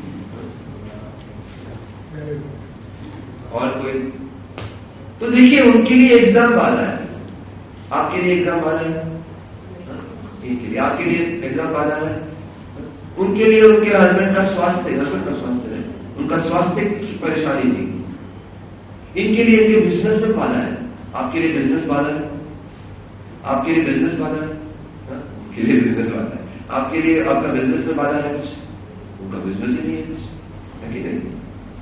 तो जो बाधा उनके लिए एग्जाम है इनके लिए नहीं है, उनके लिए बिजनेस है वो इनके लिए नहीं है, इनके लिए कुछ उनके लिए ध्यान लगाना है तो किसी को ध्यान लगाने की इच्छा ही नहीं है, उनको तो जब में ध्यान लगाना है, लेकिन दूसरा बोल रहा है ध्यान लगाए क्यों? तो हर कोई अलग अलग बाधा की परिभाषा बता रहा है, लेकिन शास्त्र तो बाधाओं को एक डेफिनेशन में, एक परिभाषा में बांध देते हैं। बोले बाधा तो वो है, अगर हर कोई आत्मा है, हर कोई जीवात्मा है, तो वास्तविक बाधाएं क्या है, उसकी परिभाषा क्या है? वो कितनी खुशी हो रही है, वो स्टूडेंट को देख के बड़ी खुशी हो रही है, वो भी स्टूडेंट है, वो परेशान, दुखी व्यक्ति को दुखी व्यक्ति देख के बड़ी खुशी होती है, अरे मैं भी दुखी, आप भी दुखी। एक स्टूडेंट दूसरे स्टूडेंट को देख के, अरे मैंने तुरंत पढ़ाई नहीं करी, मैंने भी पढ़ाई करी, बड़े खुश, तू भी फेल हो गया, मैं भी फेल हो गया। Misery loves company. अगर सब पास हो गए, मैं फेल हो गया, फिर दुखी, अगर सब फेल, मैं फेल, फिर कुछ नहीं। कभी कभी मैंने देखा है माता पिता अपने बच्चों से पूछते हैं, हाँ कितना मार्क्स आया, तो बोलता है 80%। तो अगला प्रश्न उनका नहीं होता है जो टॉप किया उसको कितना प्रश्न मार्क्स आया, अगर उसका 81, अच्छा फिर अगर उसका 95 था 80, इतना फर्क, ऐसा कैसे? मतलब उसको इसका 80 आया 70 आया उससे मतलब नहीं है, दूसरे का कितना आया, स्पेशली अगर दूसरे को जानते हैं तो तेरा कितना आया 65, दूसरे का कितना आया 50, हाँ 65 आ गया, बहुत बढ़िया, चाहे फेल होते होते बच गया वो, लेकिन 65 उसके दोस्त का 50 आया तो बड़े खुश हो गए। तो समस्या तो वास्तविक समस्या वो है जो सबके लिए समान हो, हर व्यक्ति उससे पीड़ित, कोई व्यक्ति उसको नहीं चाहता, सब चाहते हैं कि ये समस्या मेरे जन्म से बाहर नहीं, चाहे बच्चा है, बूढ़ा है, स्त्री है, पुरुष है, लेकिन बड़े दुख की बात है कोई भी इनसे भाग नहीं सकता। ये परिभाषा है, ये समस्या की परिभाषा है, कोई चाहता नहीं, कोई इससे भाग नहीं सकता, लेकिन सबके लिए समान। ऐसी कौन सी समस्या है? ये एक लास्ट सेक्शन कवर करूंगा, फिर हम बंद करेंगे, लेकिन ये कौन सी वास्तविक समस्याएं क्या है हमारे जीवन की, ध्यान रखना, इस आधार पे हम लोग देखेंगे। नहीं तो जो एक व्यक्ति की समस्या दूसरे की नहीं, जो दूसरे की वो तीसरे की नहीं। जन्म पहली समस्या, आप बोलेंगे ये कोई समस्या है? जब जन्म होता है तो लोग बड़े खुश होते हैं, बड़े खासतौर पे कुछ लोग अभी समझे, कुछ लोग तो पुत्र और पुत्री समान माने जाते हैं, लेकिन कुछ लोग पुत्र का जन्म हो तो मतलब सबसे बड़ा त्योहार, ऐसा त्योहार, मतलब सबसे मेमोरेबल डे, पुत्र का जन्म हुआ। लेकिन जन्म देने वाले के लिए ये सबसे बड़ी समस्या है।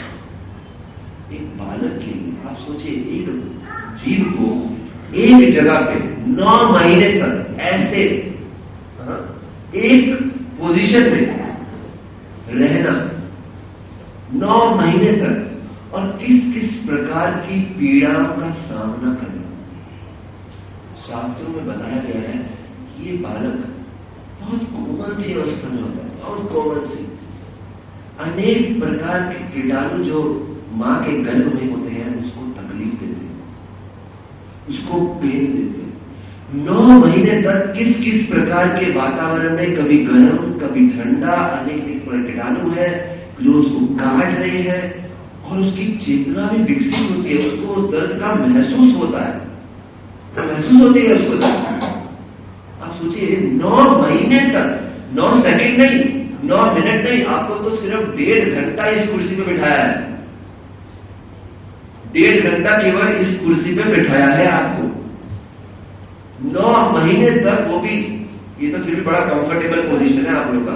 बिल्कुल एक नया जो बच्चा गर्भ में कैसे बैठता है उस स्थिति में, और कैसे कैसे फ्लूइड्स हैं उसके पास, उसके आसपास कैसे कैसा वातावरण है, और उसके अंदर उसको वो दर्द का सामना करना है, उसको वो महसूस हो रहा है।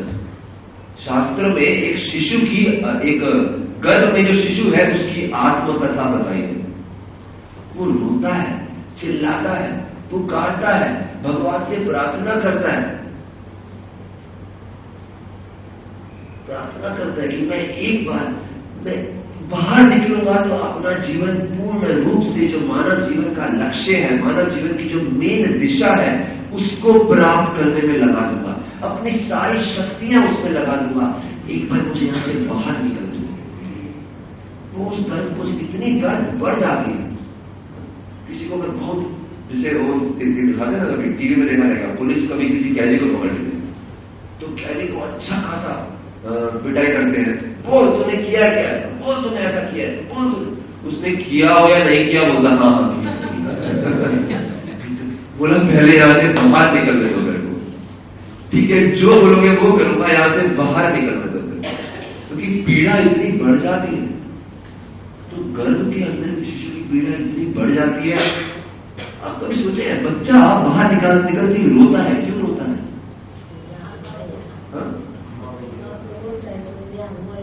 क्या हुआ? भगवान को बोलता है कि आप उधर, मैं इधर। आप उधर मैं इधर। चलो इसका क्या मतलब है, बड़ा तात्पर्य देंगे। भगवान को बोलता है आप उधर मैं इधर। छोड़ दीधो ने, ये जीव ने छोड़ी दीधो तो बात आके હવે તું ક્યાં ને હું અહીંયા હવે ત્યારે સમજાવે वाह बाहर निकलना भूल गए। भगवान ने मिल जाए तो रोज क्यों रहा बच्चा, लेकिन छुट्टी गयो એટલે वो बोलता है कि जो है ना भगवान नहीं है। बहुत ही दर्द, बहुत ही कष्ट से पेनफुल कष्ट है उसको, जीवन में बहुत कष्ट है। वो किस प्रकार से बाहर निकला, और किसी के उसका शरीर का अवस्था, पूरा वातावरण नया, और सब लोग खेल रहे हैं उससे, सब लोग उसको प्रेम कर रहे हैं। अजीब अजीब तरह के प्राणी आ रहे उसके आसपास। आपको तो लगा वाला मेरा बेटा है, भतीजा पैदा हुआ, भतीजी पैदा हुई, लेकिन वो सोच रहा है कि अलग अलग प्राणी राक्षस जैसे प्रमाण है, नहीं तो क्या बड़े बड़े 5-6 फीट के प्राणी उसे कैसे लगेगा उसको। और जब वो निकल, उसके गले में पूरा अलग अलग प्रकार का जो चीज बैठा होता है, वो सांस नहीं ले पाता बराबर से। बड़ी कष्टदायी स्थिति है। कोई भी शिशु जन्म के समय सोचता है दोबारा किसी मां के गर्भ में नहीं जाऊंगा, दोबारा जन्म नहीं लूंगा। कल चर्चा कर रहे थे, हैप्पी बर्थडे टू यू। हमारे हरे कृष्णा में क्या बोलते हैं, Hare Krishna to you, may you never take birth again. आप दोबारा जन्म मत लेना। जन्मदिन कैसे मनाते हैं? किसी का जन्मदिन होता है तो हम लोग ये नहीं बोलते हाँ बहुत अच्छा के जन्म लेके, कभी दोबारा जन्म मत लेना, कभी किसी माँ के गर्भ में मत जाना। बहुत तकलीफ होती है। जन्म एक बहुत बड़ी समस्या है, किसी को नहीं चाहिए, लेकिन हम भूल गए। ये सबसे बड़ा मंद बुद्धि, कलयुग का बुद्धि तो बहुत ही मंद है। हम लोग समस्या से गुजर जाते हैं, फिर भूल जाते हैं। दूसरा, मृत्यु कितना कष्टदायक चीज है। आपने एक शरीर में, परिवार में, एक फैमिली में कितना कुछ इन्वेस्ट किया, कितना कुछ दिया, कितना अपनी सारी शक्तियां डाली उसमें। जो वरिष्ठ लोग हैं उनको मालूम होगा, जब बच्चा पैदा हुआ तो उस बच्चे को पालन पोषण में कितनी शक्ति डाली। एक गांव में गया तो मैं देख रहा था, कोने में बैठ के एक माता अपने बच्चे का कैसे ख्याल रख रही थी। एक छोटे बच्चे को हर संकट से बचा के बड़ा करना, एक एक क्षण मतलब चिंता होती है, कहाँ पे है, कैसे बैठा है, कहीं बाहर तो नहीं चला गया, कहीं गिर तो नहीं गया बिस्तर से। धीरे धीरे उसको बड़ा किया, स्कूल गया, स्कूल तो गया लेकिन चिंता लगी रहती है, कहां पे गया, कैसे गया, क्या हो। एक क्षण क्षण की चिंता, कैसे कितने संकट लेके बच्चे को बड़ा करते हैं। और वही बच्चा जब बड़ा होके अगर थोड़ा सा भी कृतज्ञता ना दिखा के उस माता पिता को भूल जाए, उसका अपना जीवन चल पड़ता है, उसका अपना परिवार चल पड़ता है, और वो माता पिता की तरफ देखे भी ना, थोड़ी सी भी कृतज्ञता ना हो, कितनी बड़ी ठेस पहुंचती है।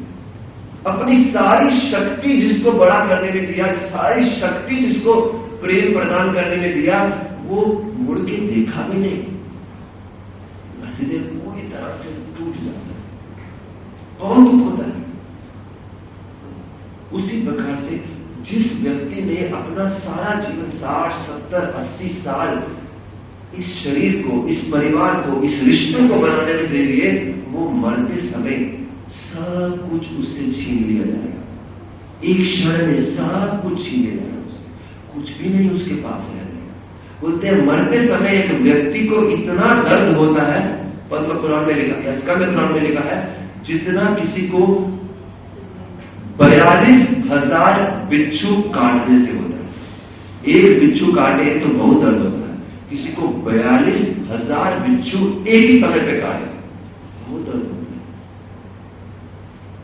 ये समस्या है, किसी को दोबारा मृत्यु नहीं चाहिए। हम लोग इतना खाना खाते हैं, शरीर को बनाते हैं, बिजनेस करते हैं, नौकरी करते हैं, कितना शक्ति लगा रहे हैं, मृत्यु के समय सब छीन लिया जाएगा, दोबारा से शुरू करो, नया जीवन, नया परिवार, सब कुछ नया। किसी को चाहिए ऐसी मृत्यु दोबारा? नहीं चाहिए। बुढ़ापा, जरा जो को बुढ़ापा आया है उसी से पूछना पड़ेगा कितना संकट है। मैं खुद भी उस अनुभव से नहीं बोल सकता, लेकिन मेडिकल बैकग्राउंड होने के कारण देखा है, जब बुढ़ापा आता है एक एक कदम सोचना पड़ता है। एक बच्चा कभी सोचता नहीं, छलांग मारता है, कूदता है, कहीं से भी कहीं कूदता है, सोचता नहीं कि मेरी हड्डी टूट जाएगी, क्या होगा, पांव उड़ जाएगा।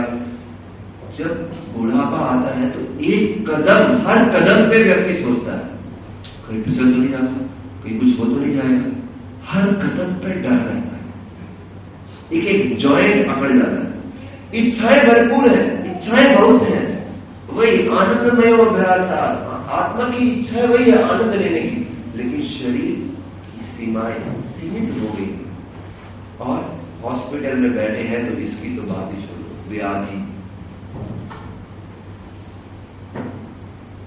लेकिन जन्म, मृत्यु, जरा, व्याधि, ये जगत हमें यहां पे नहीं छोड़ता, ये जगत हमें यहां पे नहीं छोड़ता, और भी कुछ समस्या है। इसके बाद एक और है आध्यात्मिक, शरीर और मन के द्वारा दी गई समस्या। ये मन का तो स्वभाव ही ऐसा है कि हर समय दुखी रहना। देखिए, मन आपको किसी ना किसी कारण से दुखी कर देगा। जैसे वो एक हमारे मित्र बोले कि एक इच्छा पूरी होती है, दूसरी इच्छा सामने खड़ी जाती है, दूसरी पूरी होती है, तीसरी खड़ी जाती है। बोले अगर किसी को पूरा आसमान जितना पेपर दे दिया जाए, अभी तो आप लोग नोट्स देख रहे हैं पेपर में, आपको एक पेपर देते हैं पूरे आसमान जितना, और आपको जितना भी समुद्र में पानी है उतना आपके पेन में इंक भर देते, और जितने भी वृक्ष हैं इस जगत के, वो सबको आप पेन की तरह यूज करो, और फिर लिखो अपने हृदय की इच्छाएं, फिर भी वो पेपर कम पड़ेगा। बोलते ऐसा है ये मन तो पागल है। वो बोलते हैं दिल तो पागल है, हम बोलते हैं मन तो पागल है। मन का काम है कुछ ना कुछ दुख पैदा करना सामने, सब कुछ अच्छा है आपको दुखी कर देगा। आपके पास बड़े से बड़ा सौभाग्य है, आपको लगेगा नहीं बस ये नहीं। बड़ा पार्टी चल रहा है, कोई एक व्यक्ति आपसे अच्छा वस्त्र पहन के आ जाए, आपका मूड ऑफ हो जाएगा, है कि नहीं? सब होता है। शादी हो रही है, अच्छा बड़ा त्योहार चल रहा है, किसी ने आके एक कठोर शब्द बोल दिया, किसी ने बोल दिया अरे आपका जो कपड़ा है वो मैच नहीं हो रहा। बस अगले 2 घंटे आप उसी के बारे में सोचते रहे। अच्छा मैच नहीं हो रहा, मैच नहीं हो रहा। अरे सबको होता है। अभी हम लेक्चर दे रहे हैं, अभी लेक्चर के बीच में अभी एक जगह लेक्चर दे रहे थे, तो लेक्चर देने से अभी कोई व्यक्ति थे जो हमारे लेक्चर में रेगुलर आया करते थे, तो एक कोर्स कर रहे थे, काफी लंबा कोर्स था, तो लेक्चर से आगे एक दिन आगे पहले बोल दिए। तो एक दिन हमने लेक्चर नहीं दिया, हमारी जगह किसी और ने लेक्चर दिया, क्योंकि हम उस दिन शहर में नहीं थे। तो अगले बार जब लेक्चर देने के लिए एक व्यक्ति आगे बोले ऐसा है, वो जो पिछले प्रभु जी ने लेक्चर दिया ना बहुत अच्छा लेक्चर दिया, आप ऐसा करो आप अपने ऑफिस में बैठा करो, वो लेक्चर देना चाहिए। बस ऐसा उसने बोला। उस अगले 2 घंटा में लेक्चर जब दे रहा था तो लेक्चर देने का प्रेरणा ही नहीं आया, मैं उसको ही देखता रहा, लेक्चर दूं कि नहीं दूं। मन इतना परेशान हो गया, अच्छा इतना बेकार लेक्चर दिया मैंने, इतना बेकार लेक्चर दिया। क्योंकि मन तो सबके साथ है ना, वो एक बैग है हम लोग कैरी कर रहे हैं। हर आदमी जैसे शरीर कैरी कर रहा है, जैसे बीमारी है, ऐसे मन का भी एक बैग कैरी कर रहा है, जो कि कुछ ना कुछ कारण को पकड़ के बस परेशानी कर देगा। अच्छे से अच्छा भोजन है, कुछ संकट आ जाए वो भोजन हजम नहीं होगा। अच्छे से अच्छा पकवान पड़ा है, 56 भोग रखा है सामने, बढ़िया गुलाब जामुन रस से भरा हुआ है, वो रस की बूंदें गिर रही है, एक एक बूंद पूरी मिठास से है।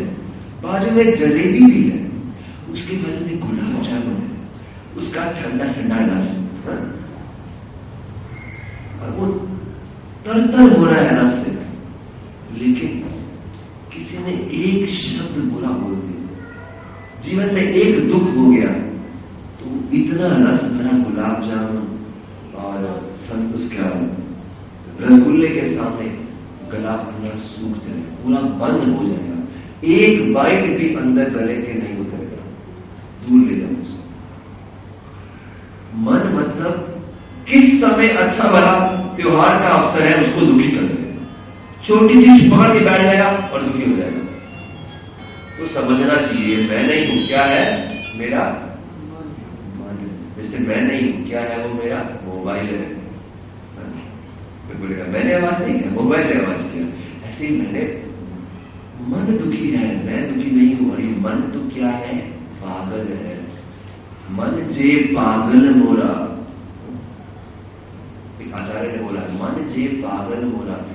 सब कुछ भाग्य में है, लेकिन अर्जुन का भी यही था। अर्जुन के रथ पे हनुमान जी सवार थे, सामने भगवान कृष्ण स्वयं बैठे थे। जहां भगवान कृष्ण है वहां भाग्य लक्ष्मी भी थी। अग्निदेव ने वो रथ दिया था, इंद्र ने घोड़े दिए थे। अरे इतना बड़ा सौभाग्य था, सब उत्सव की बातें थी, सब त्योहार था, लेकिन अर्जुन दुख लेके बैठे थे। जीवन में तो सब अंधकार ही दिख रहा है, चारों दिशा में उत्सव का मौका है और बोल रहे मेरे को तो अंधकार ही दिख रहा है। ये मन है। फिर बोलते हैं आदि भौतिक। आदि भौतिक अगर मन ने छोड़ा, कभी उत्सव में चले भी गए, उत्सव का आनंद ले भी लिया, तो दूसरे जीव, दूसरे प्राणी वो हमको नहीं छोड़ते। अगर सामने वाले ने छोड़ दिया, मित्र ने छोड़ दिया, बाजू वाले ने छोड़ दिया, पड़ोसी ने छोड़ दिया, पति पत्नी ने छोड़ दिया, भाई बहनों ने छोड़ दिया, तो एक मच्छर ने पकड़ लिया है कि नहीं। आदि भौतिक मतलब दूसरा जीव, वो समस्याएं दूसरे जीव के द्वारा दी गई। चलो मच्छर ने भी बख्श दिया, शरीर ने भी बख्श दिया, मन ने भी बख्श दिया, परिवार ने भी बख्श दिया, सबने बख्श दिया।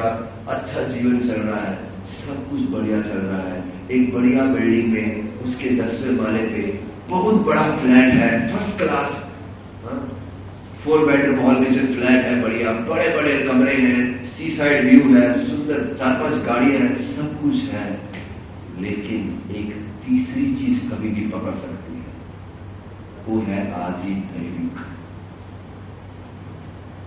सब कुछ बढ़िया चल रहा है, लेकिन प्रकृति के द्वारा दी गई समस्या, प्रकृति के द्वारा भूकंप आ सकता है, अग्नि लग सकती है, सुनामी आ गया, बाढ़ आ गई, भूकंप आ गया, और इस प्रकार से कुछ भी कब क्या हो जाए मालूम नहीं। अच्छे से सब कुछ बढ़िया चल रहा है, लेकिन ये समस्या जिसके बारे में सोचा ही नहीं था।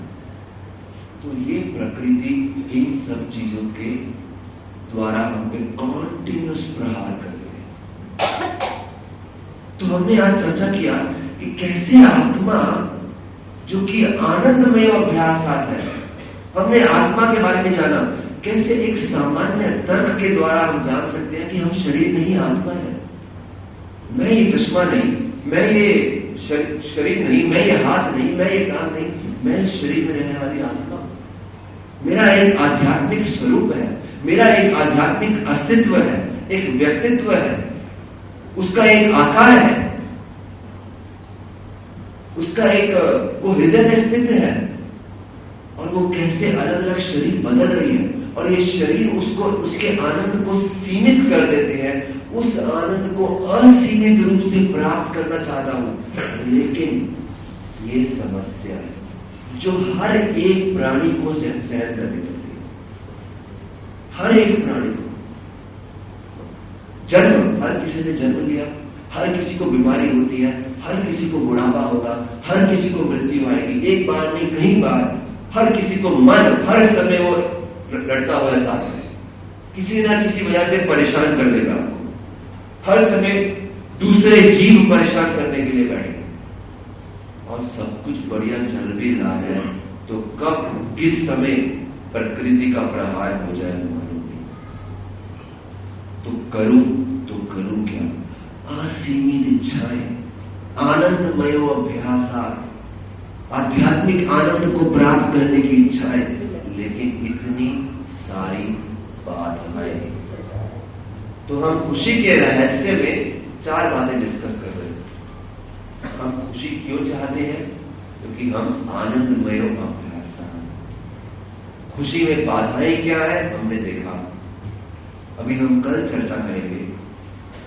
ये खुशी हम कहां प्राप्त करने की कोशिश कर रहे हैं और कहां प्राप्त करनी चाहिए, कहां हम इसको पकड़ना चाह रहे हैं और कहां पे हमें पकड़ना चाहिए। वो कौन सा दिव्यत्व का ज्ञान है जिसके द्वारा बोलते ब्रह्मभूत प्रसन्नात्मा न शोचति न कांक्षति समः सर्वेषु भूतेषु मद्भक्तिं लभते परा। ब्रह्मभूत, उस ब्रह्मभूत स्तर को प्राप्त करेंगे, वो आनंद को प्राप्त करेंगे जिसे कोई सीमा नहीं रोक सकती, कोई सीमित नहीं कर सकती। कैसे प्राप्त करेंगे? कल आपसे विनती है, आप 7:30 शार्प आ जाइए, ताकि हम 7:30 बजे टाइम पे शुरू करें, तो टाइम पे हम अपना सब पूरा कर पाएंगे।